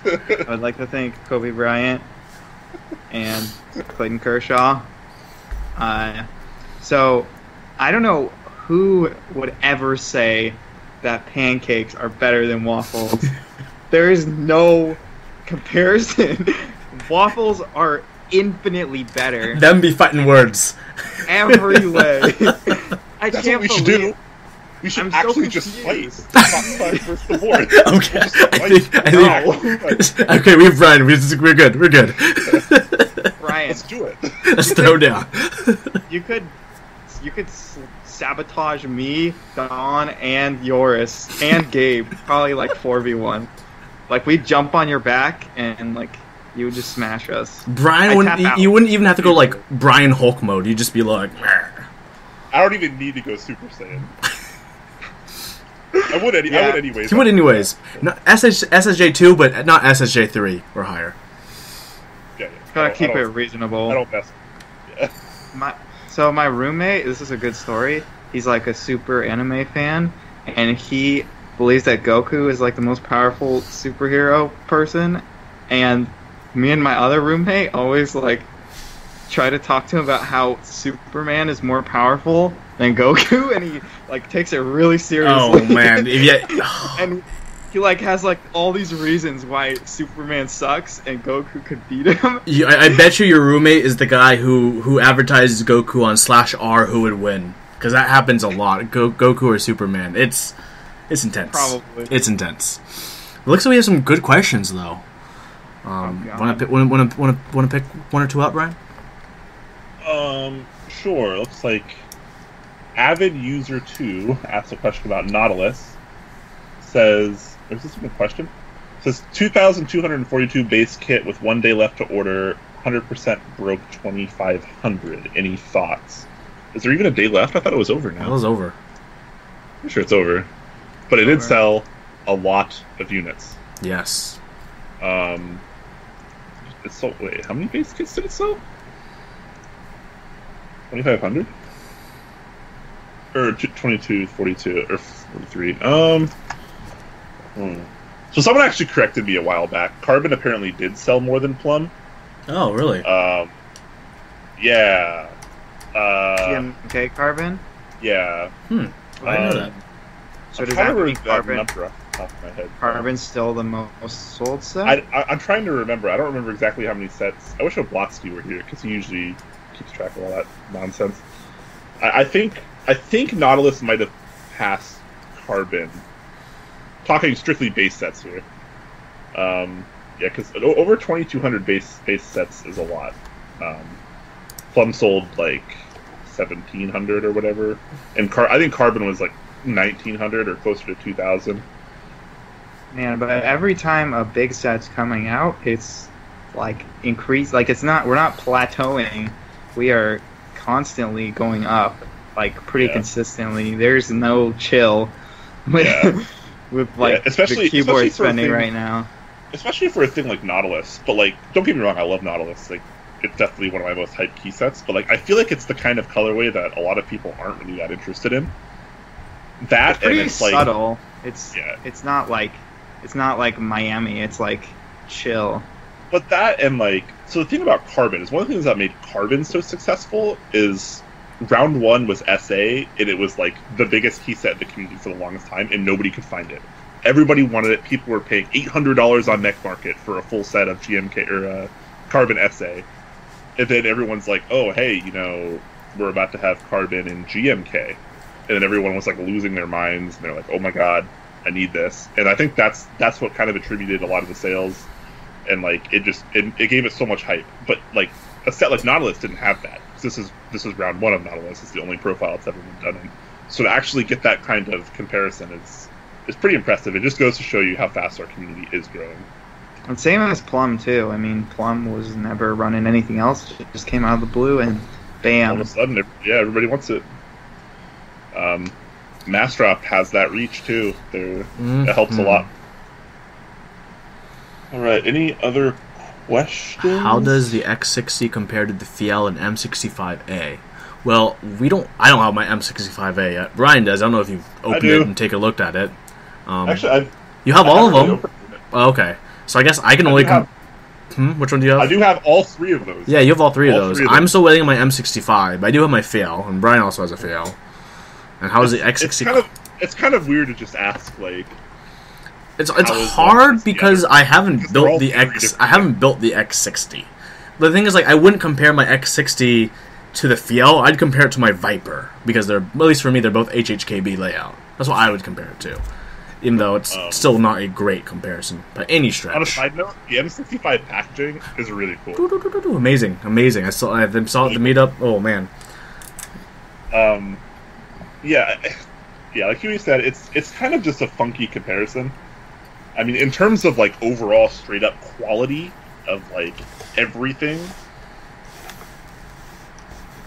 probably the M65 is going to be the best, just in terms of like strictly like quality control, how everything turned out, stuff like that. But like the Fiel also had awesome packaging.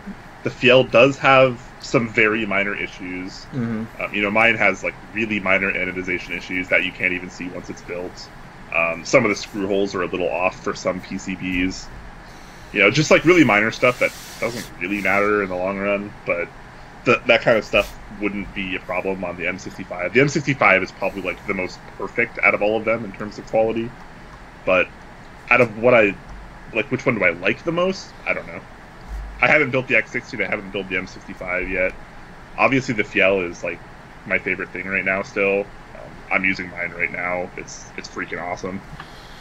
So, I don't know. I am really happy about the way the X60 turned out, though. It like from where it was kind of going, because I really thought that it was just going to be like awful, and my case would arrive and it would just be beat to hell, and I would just be like on the floor crying because I spent so much freaking money on this thing. And it got to me, and you know what? My case is actually in like reasonably good condition, even though I asked for a bad one.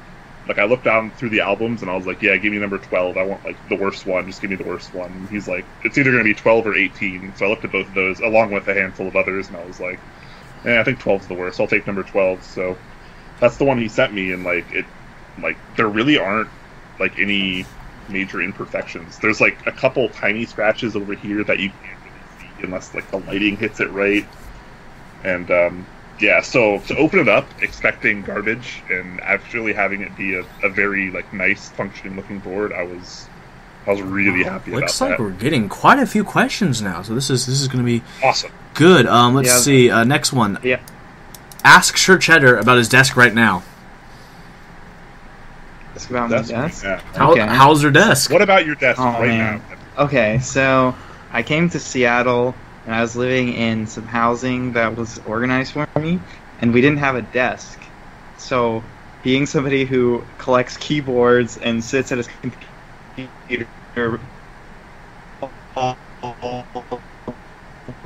Kevin. When I'm not at work. Hold on, Kevin, wait. Pause for a second. I no. really wanted the desk, and Oh my goodness, this is hilarious, but my dad. Awkward. Okay. Kevin, wait. And not like right this. And now, I think okay, and start over. All right. Repeat everything you just said. Everything. Okay. Did I freeze again? You became Daft Punk. You became Daft Punk. You auto-tuned yourself. Like one of the worst Daft Punk songs too. Like it wasn't even like Digital Love or anything good. So I I moved into Seattle and I had housing organized for me, and they didn't have a desk in my room. And being somebody who collects keyboards and sits at his desk whenever he's not at work, it really didn't work for me not having a desk. So the first day I was here, I actually went to the build party at Slippery John's place, and Jetpack Tuxedo had an extra card table, and so I only lived like less than a mile from the place where we were doing the build party at, which was Slippery John's place, and I walked the table back really late at night back to my apartment, and I actually like vlogged the whole travel, and I recorded a bunch of like little Snapchats and I saved them all. So, maybe we'll get a video eventually of it. But yeah, I have Jetpack Tuxedo's card table now as my desk, and I'm forever in debt to him for it. Awesome. Let's see. Next question. Avid user asks, did you guys order Nautilus or Solarized Dark? I ordered both of them. I like them both. I ordered neither of them because I'm out of mistake. Because I was a mistake, but I'm out of money. So, I have two. PayPal credit, thankfully. I like Solarized Dark, especially the mod set. I was very close to getting it, but I'm waiting for Laser because I want to buy like all the kits for it. So if you could just hurry up, Mito, and get that going. It's on my to-do list, and I need to have that set released so I can like have my to-do list complete for the next like month. So I think about it every day. Every day. All day or day. I guess Laser's not released yet, and I'm gonna sleep poorly. Troy GBV asks, this is a pretty good question. We haven't gotten this one in a while either. How and why did you all choose your handles? So mine is actually not a very fun. It's not a very funny story. It's not that interesting, honestly. Basically, I used to play a lot of competitive Call of Duty, like 5-6 years ago, and I don't even remember what my handle was back then. It was like some stupid, like generic thing. I hadn't changed it yet, but I was planning on it, and like some guy, like, I don't remember the exact Call of Duty scenario, but like there was like something going on, and like he said he called me an earthquake or something like that because of like something I had like did on the map. And like I clutched like a 1v3 situation to like win us a series in a tournament, like win us like our round in that tournament. We wound up losing that tournament, but like we got to like 3rd place or something like that because of that. And yeah, he said something about like, he called me like an earthquake, and I was like, what does that even mean? And then like I just started using like Quake or like variations of Quake for like everything, and somehow when I joined Reddit, I just started using Quakeums, and I was like, that's stupid, I don't know, whatever, and that's just been that way ever since. What about you guys? I am a man of many interests, so I'm a man of interests. That's really like when I was making my Reddit account, I'm like, I don't know, because when I game, I have another handle I use for gaming, which is different from a man of interests. If you see a man of interests online playing video games, it's not me. So when I made a handle for Reddit, I'm like, I don't want to use my gaming name. I'll just make one for Reddit. And like at the time, Reddit was kind of new and blowing up. I'm like, well, I like a lot of different kind of like subs and different stuff. So I just literally just thought, I have many interests, man of interests. That's all it was. It was that stupid, but it stuck. But because it's like so long and kind of a mouthful to say, most people, when they know me, refer to me as Huey now. So, but either works.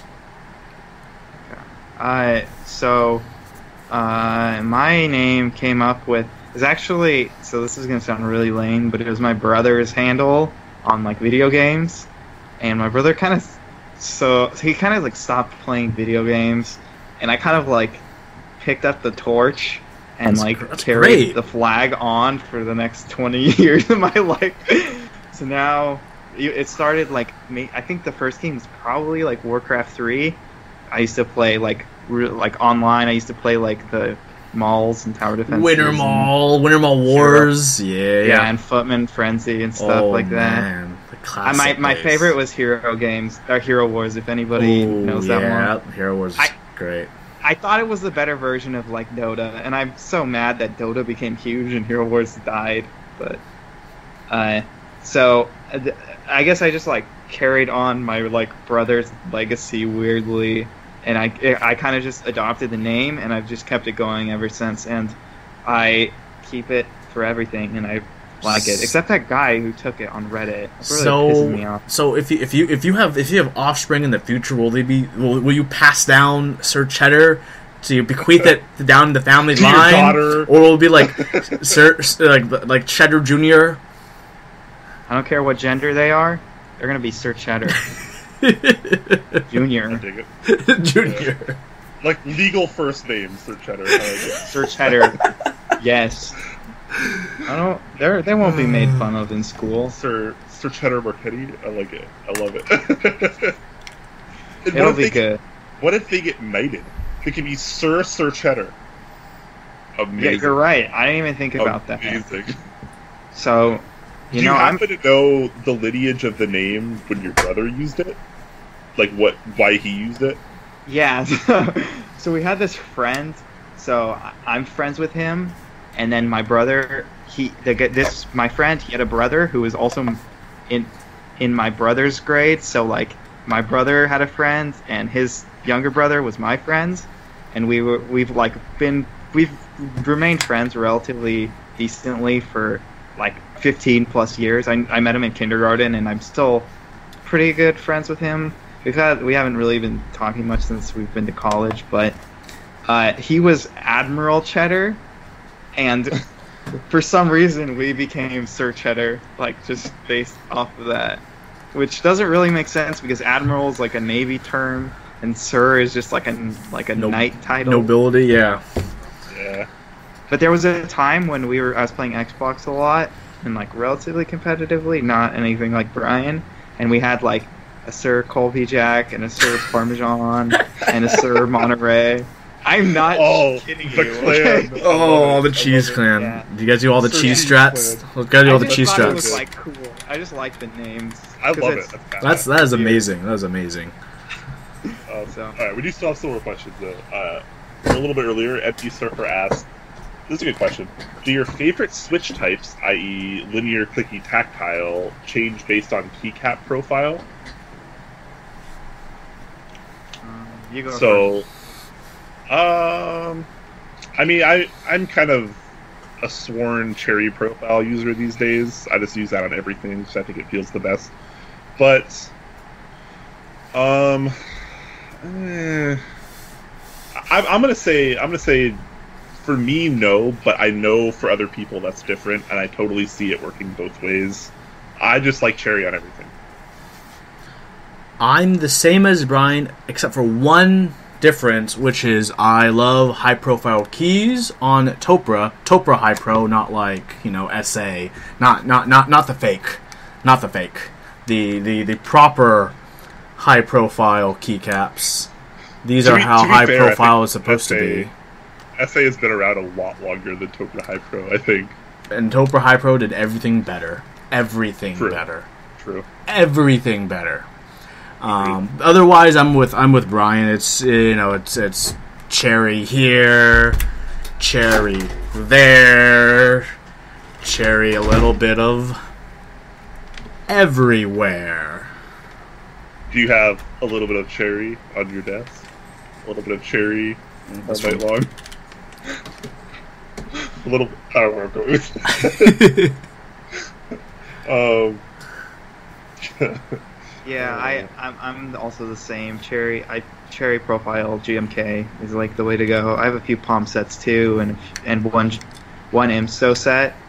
I don't know. I think that I just like every switch better with cherry profile GMK caps. They're great. They're so good feeling. Bolmio asks, have any of you tried Devlin K series keycaps? If yes, any thoughts on how it compares to SA? I have not tried them. So, interestingly, I'm not 100% sure that they're Devlin, but I want to confidently say that they are. they are like Alps mount, but they look like Devlin, and they have these weird symbols because they're from this gaming pad which I salvaged from e-waste, and they feel okay. I mean, they're kind of boring. They're flat. They're pretty flat. They're thick, but it's whatever. I was really hyped about those like Devlin sets that kind of fell out of success, like the Radaway, whatever it was called. One was which was supposed to be Nuclear Data. Those kind of, and the Ski Data one, those kind of like fell on their face, and I feel like it took a lot of the excitement away from Devlin. I haven't even heard about it since those two, but I wouldn't mind seeing more Devlin, but it's just like, it's whatever. And if the manufacturer is not really able to like serve our community as well as a lot of these other keycap makers, maybe it's just not a good fit for us. That's kind of where I'm at with Devlin. What is that, Huey? Oh, it's my wrist rests. It's half acrylic, half wood. Who made that? It's on Smash Drop, Royal Glam, I'm pretty sure. Wow. It's really nice, though. I like that. Yeah, I like that design. I like the idea of having an acrylic and wood. Big fan, actually. I'm a big fan of it. All right, so we do still have quite a few questions. A lot of questions. So let's try to go through some of these. Avid user asked, "Do you guys like trackball?" I've never used one. I don't use one. So Yes, I do. Finger trackball, not thumb. I have a finger one. It's cool. I like it. It's whatever. Next. Z Greb asked earlier, "Is there any X60 still available?" As far as I'm aware, there are still multiple spots being sold. Yes. You need to go to the X60 page on Geekhack. And do what you need to do. I think you PM Zondat. Get in touch with Zondat, and chances are he can... he has a post of which spots are selling, he's selling, and which spots include what things. Yeah. I'm sure there are some left, but after people realize that like even the bad cases are actually still not that bad, I think people are going to start buying these. So if you want it, I would try to buy one now. Honestly, I just linked it in the chat, so check that out. Brian, what's the color you got? That looks really pretty. Like that is an amazing color. I think this was actually the most popular choice in the group buy. This is the dark gray 8HKB. Dark gray. So this is the dark gray. And with the brass accent, that's just awesome. Yeah, that's great. That's a great case. I cannot wait to build these tomorrow. Hopefully. With Huey. Hopefully. Should that's the plan. Worst case scenario, I have to desolder a stab from another keyboard. It's going to happen either way. It's just whether or not you have to put in more effort or not. Anyways, hold on. Let's get back to some more questions here. Proximity asks, why no Alps? So I actually love most Alps, but I also love the convenience of Cherry MX. I like being able to just buy a cheap PCB and play really, really readily available. Alp switches tend to be a lot more expensive, and if you want particular ones, they can be really hard to find. Whereas MX switches, especially a lot of like the new Kailh switches, are actually like pretty good darn switches. So I've been experimenting more with that lately because I just like new things that are new to me. Kailh's been doing a really good job lately, so I'm trying to give like all of their switches a chance, and there's just so many boards to build. I do love Alps though. Like almost every time I use an Alps board, I'm into it. I have a board with SKCM Whites. It's one of my favorite clicky boards. I'm pretty familiar with SKCM Browns. Those are also good. SKCM Greens or SKCL Greens. I love Alps, but it's more of an ease of building kind of thing. There's just more stuff for MX going around, especially keycaps, and I like GMK keycaps, and the Alps to MX adapters suck. So until Alps gets a little bit more easier to work with, particularly stabilizers. Stabilizers on Alps piss me off a lot. That's another story though. So yeah, it's just ease of use for me. What about you, Huey? I like for Alps. Yeah, I do have. I have 3 Alps keyboards actually. I have one with SMK Blues Monterey Alps. Pretty, not super rare, but rare enough. I really like. For me, I like Alps when they're clicky. I have a Northgate Omni key, which has like a steel bottom case, more aluminum. It's like really thick and heavy. That's white complicated Alps. I love that. And I have a Northgate Omni key Evolution, which is a split Alps keyboard with a trackpad in the middle with white Alps that I really like as well. For me, I've traditionally just liked Alps when they're clicky. I haven't had the greatest experience with tactile Alps. I mean, I've used the Matthias Ergo Pro that had the Alps, the Matthias tactile. I have some cream dampened Alps from an Apple board that I plan on building a 60% with, so that's me giving tactile Alps another chance. But I do really, really like clicky Alps. Yeah, I have a M0116 with orange Alps and salmon Alps. I think orange Alps are pretty sick. I love them. I think they're one of the better switches. And Alps are kind of like dependent on if they're clean or not, I've realized. So that makes it even harder to build Alps boards because you need to find clean ones, and if they're not clean, you're going to have a hard time getting them clean. I also have an Ergo salmon boards. I have an OmniKey Ultra. I have a Zenith ZKB 2R. I have a lot of Alps boards. I like Alps. Yes, Alps good. Even if we're not always outwardly shouting about Alps, we all do love and appreciate Alps. Bro, one last thing. I have a Data Desk switchboard, which is awesome, but I bought a Taihao Fame because I love GMK double shot keycaps, and that is like the one Alps board with like GMK quality Alps keycaps, and I paid a ridiculous amount for it, but I have it, and it's amazing, so... Here's a question for me. Avid user asks, since Seattle Meetup, the Quakeums picture has been doing the meme rounds. Was the photo taken intentionally to be used for memes? Okay, so a little backstory here. It's like, I'm not like that into memes, and like I don't really know a whole lot about like the origin of a lot of these memes. It's like is it the doorkeeper, like the gatekeeper, the bouncer meme? The bouncer meme or whatever, where the guy's like holding the door, like he has his arms crossed to like stop people from going in, and like if it's like good or whatever, he like lets them in.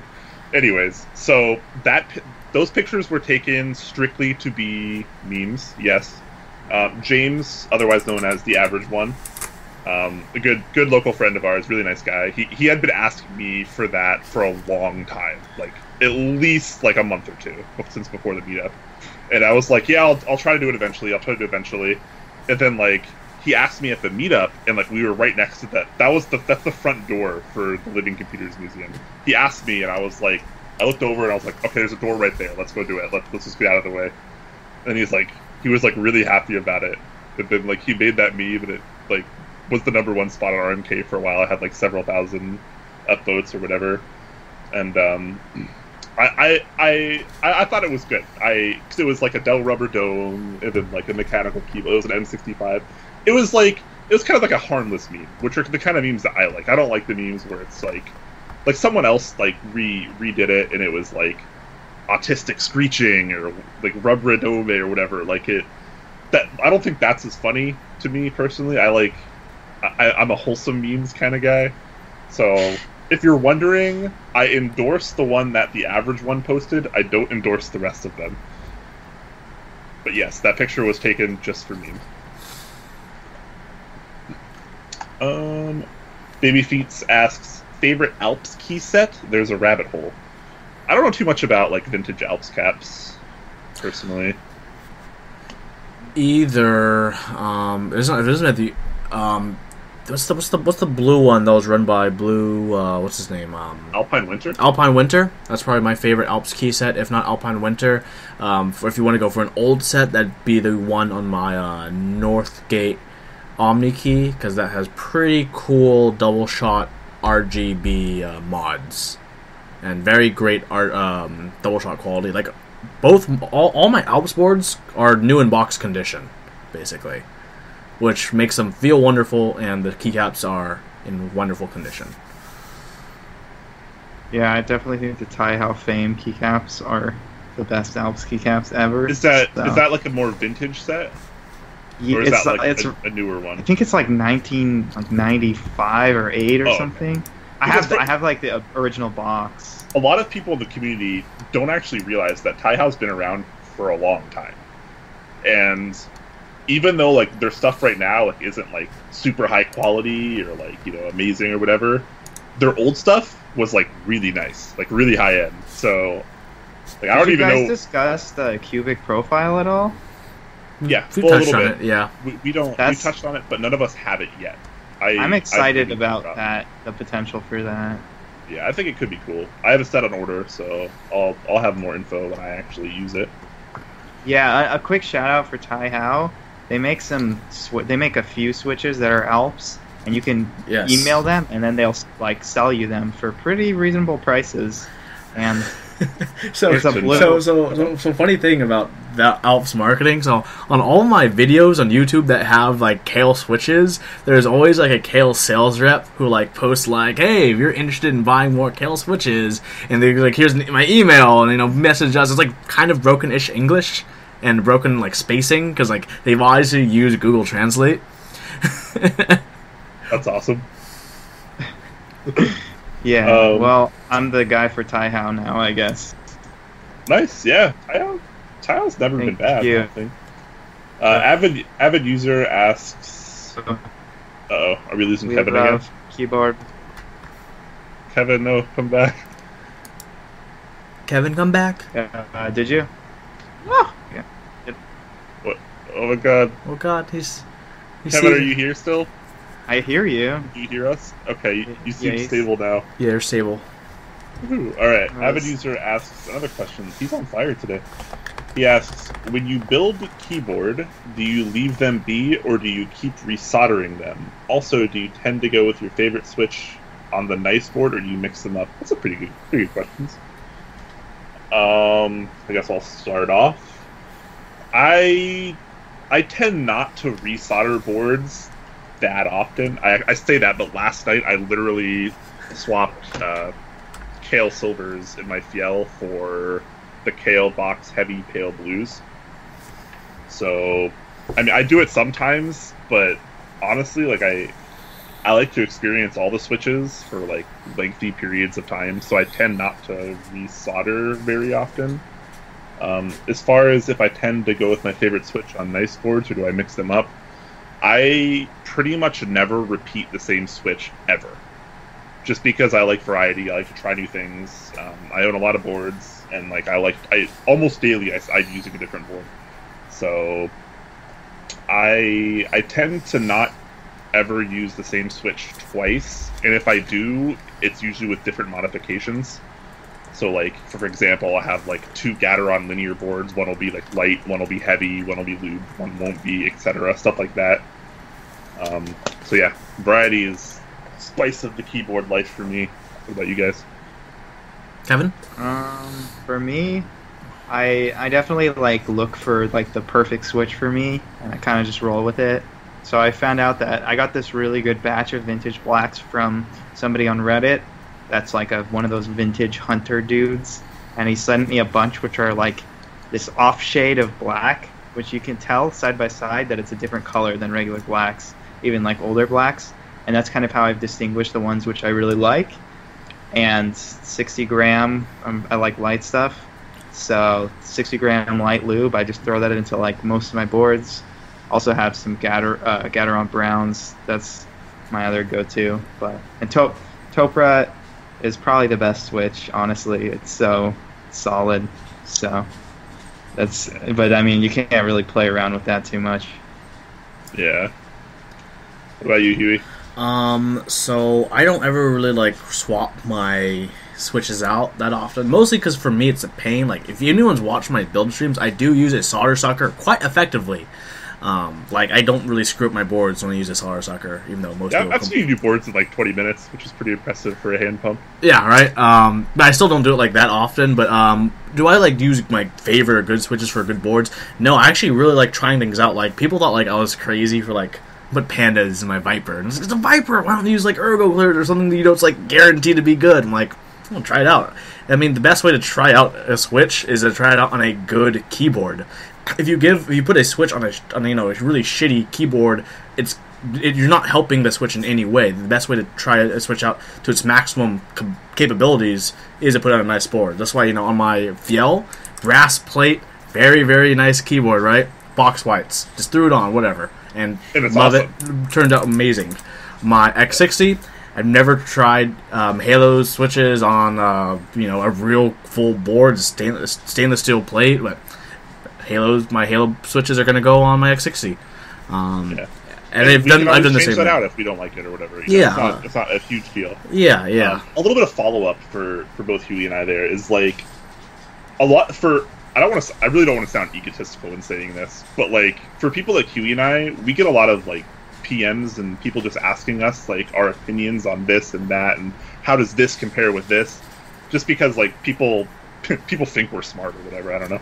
We don't even know QMK, and people think we're smart, right?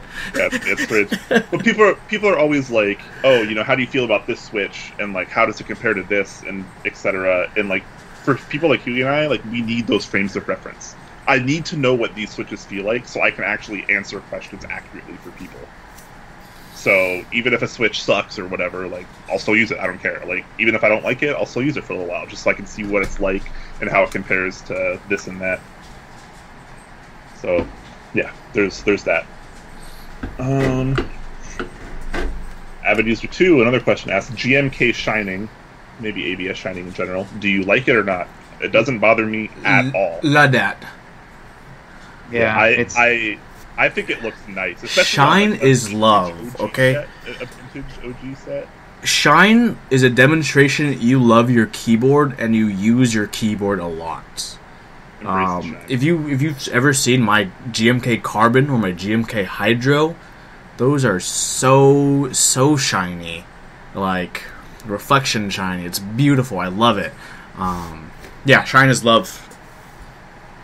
Yeah, shine is the it's like the battle scars on like a seasoned warrior's armor. I think when you ascend to like a true enthusiast level, you have when you just don't care about shine anymore. Yeah, I embrace that's like one of those prerequisites, I think. Krellbit asks us if he can be Vector's replacement next week. I don't know if he's awkward enough.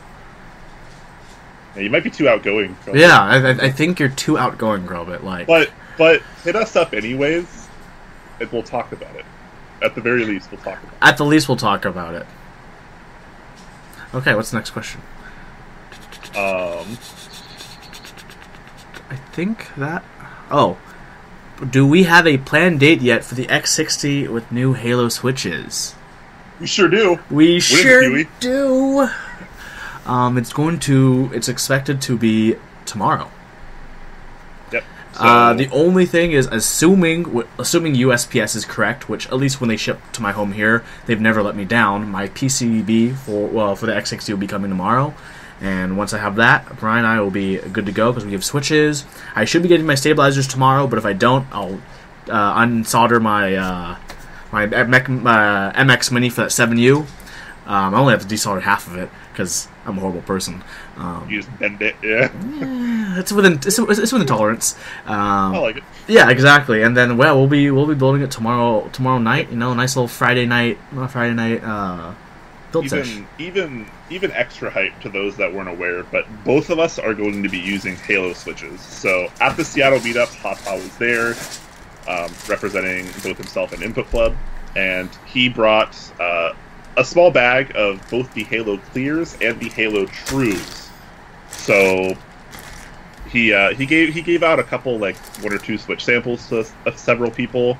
He put some in his K-type just to like see what they felt like, whatever. He didn't really fill out the board in either switch, which kind of sucked because we still don't have like any idea of how either is going to feel on a full board. But long story short, Huey and I each got to choose a bag to take home with us. Neither of us really cared, but I ended up with the Halo Trues, and Huey ended up with the Halo Clears, and both of us are going to be using those in our X60s. So we will theoretically have the first actual boards with those switches. Not first actual board, but first custom board. I'm pretty sure he has a completed K-type with those switches. That's probably true. So, but as far as the general public goes, people like you and I, we're going to be having... That's true, yeah, of release switches. Obviously, they have prototypes and samples and stuff that aren't immediately available to the public, so So that'll be really cool. Definitely look forward to envy. You got the envy of all 170 or 150,000 of us or whatever. God, I hope so. At any rate, hopefully at least the 42 or 40 people watching. I assume 3 of the viewers are us. That's true. So yeah, look forward to that tomorrow. Do we have a time for this yet? Yeah. I'm down for whatever. Sometime after I get off work and have dinner. So probably like a 7 or 8 o'clock kind of thing. Yeah, it's gonna be late. Yeah, it'll be good. It'll be hunky dory, and that's Pacific time, by the way. That's Pacific time. Yep. Looking for night there, so definitely tune into that. It'll be a dual stream on the top Clack channel, so it'll be the same channel you're watching now.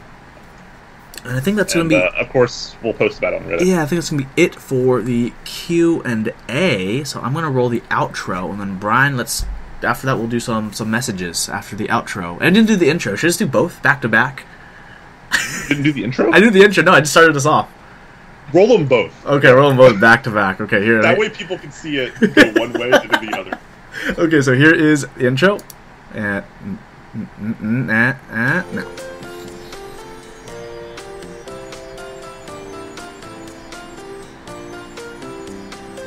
I haven't fixed the intro, by the way, or the outro of my new pick, because I've been busy with work. So I apologize to everyone who's been waiting for a new intro and outro.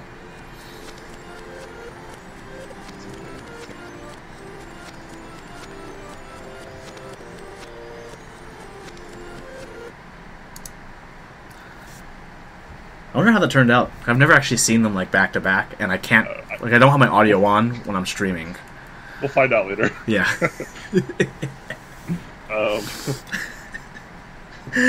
Close us out for the night, Brian. Alright, guys. Thank you, everyone who came out to watch us tonight. We do this every week if you like this kind of content, so look forward to next week, same time, same place. Hopefully we won't be late, but shit happens. If you want to follow us, my fault. Just hashtag blame TheSirCheddar. Let's get that trending on Twitter.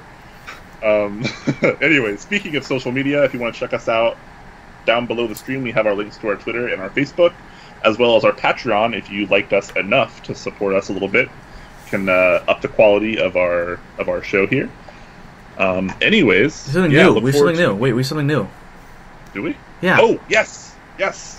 Oh, I don't know the link for it though. Can you link it? Yeah. Let me find the link. You can talk about it while I find the link. Okay, so because we do have Patreon and a couple generous people have donated a little bit to us, we are able to start our podcast, like actual podcast now. So we will have all of the episodes up in podcast format on Podbean. Huey's going to be putting the link in there for us, thankfully. So if you are one of those users, like a lot of people have been messaging me, they're like, "Hey, I can't watch the show," and like, yeah, sometimes I catch the VODs, but like, I'm always on the go. Like, I need to listen to it in my car or whatever. Guess what? Now we actually have an audio-only version, like an official audio-only version of the show. They're all downloadable. There's an RSS feed if you want to be, automatically updated. I think you can also get this on your phone via the App Store or Google Play, I think. Yep, and Huey is working hard to catch up on all the backlogged episodes. That should be done tonight. It will be done tonight. Right now I'm caught up to from last year all the way to 5/18/2017. So by the end of tonight, I will be up to this episode. Yep, awesome. So this episode, as well as all of the others, will be available later tonight on Podbean. And from here on out, you will get audio versions also. So to all the people that have been asking for that, bam, we can finally do it for you guys. And wouldn't it be possible without the Patreon donation? So everyone who've donated to Patreon, thank you so much. And for those of you who might have ever been wondering, what does the money even go for? It's gone to this so far. Thank you so much for making it possible. Yeah. And do you mind if I shout out the board? Plug away. Plug away. So, for those of you who haven't got a chance to check out our podcast, I run a podcast with Flayrad and myself, and sometimes Gabe, Gadgeables, and Yours Fours. our website is theboardpodcast.com, and we also run it weekly, and we try to add some extra content in every week when we get the chance. So if you get a chance, check us out. Let us know what you think, and follow us on those resources, and we can hopefully provide you with some good content. Yeah, it's a good show. I listen to it pretty often, especially when I do keyboard work. It's a good backdrop. Yes. So definitely check that out. Let's put the link in the Twitch chat for you guys. So go ahead and do that. Anyways, Kevin, thank you so much for joining us. We appreciate it. Had a good time. Thank you for having me on. Yeah, it was really fun. I was a little worried at the beginning, but it turned out to be a pretty good episode. Anyways, thanks again, guys. Catch us next week. Be on the lookout for our dual build stream tomorrow with the X60s with Halo switches. Bye, everybody. Bye, Chan.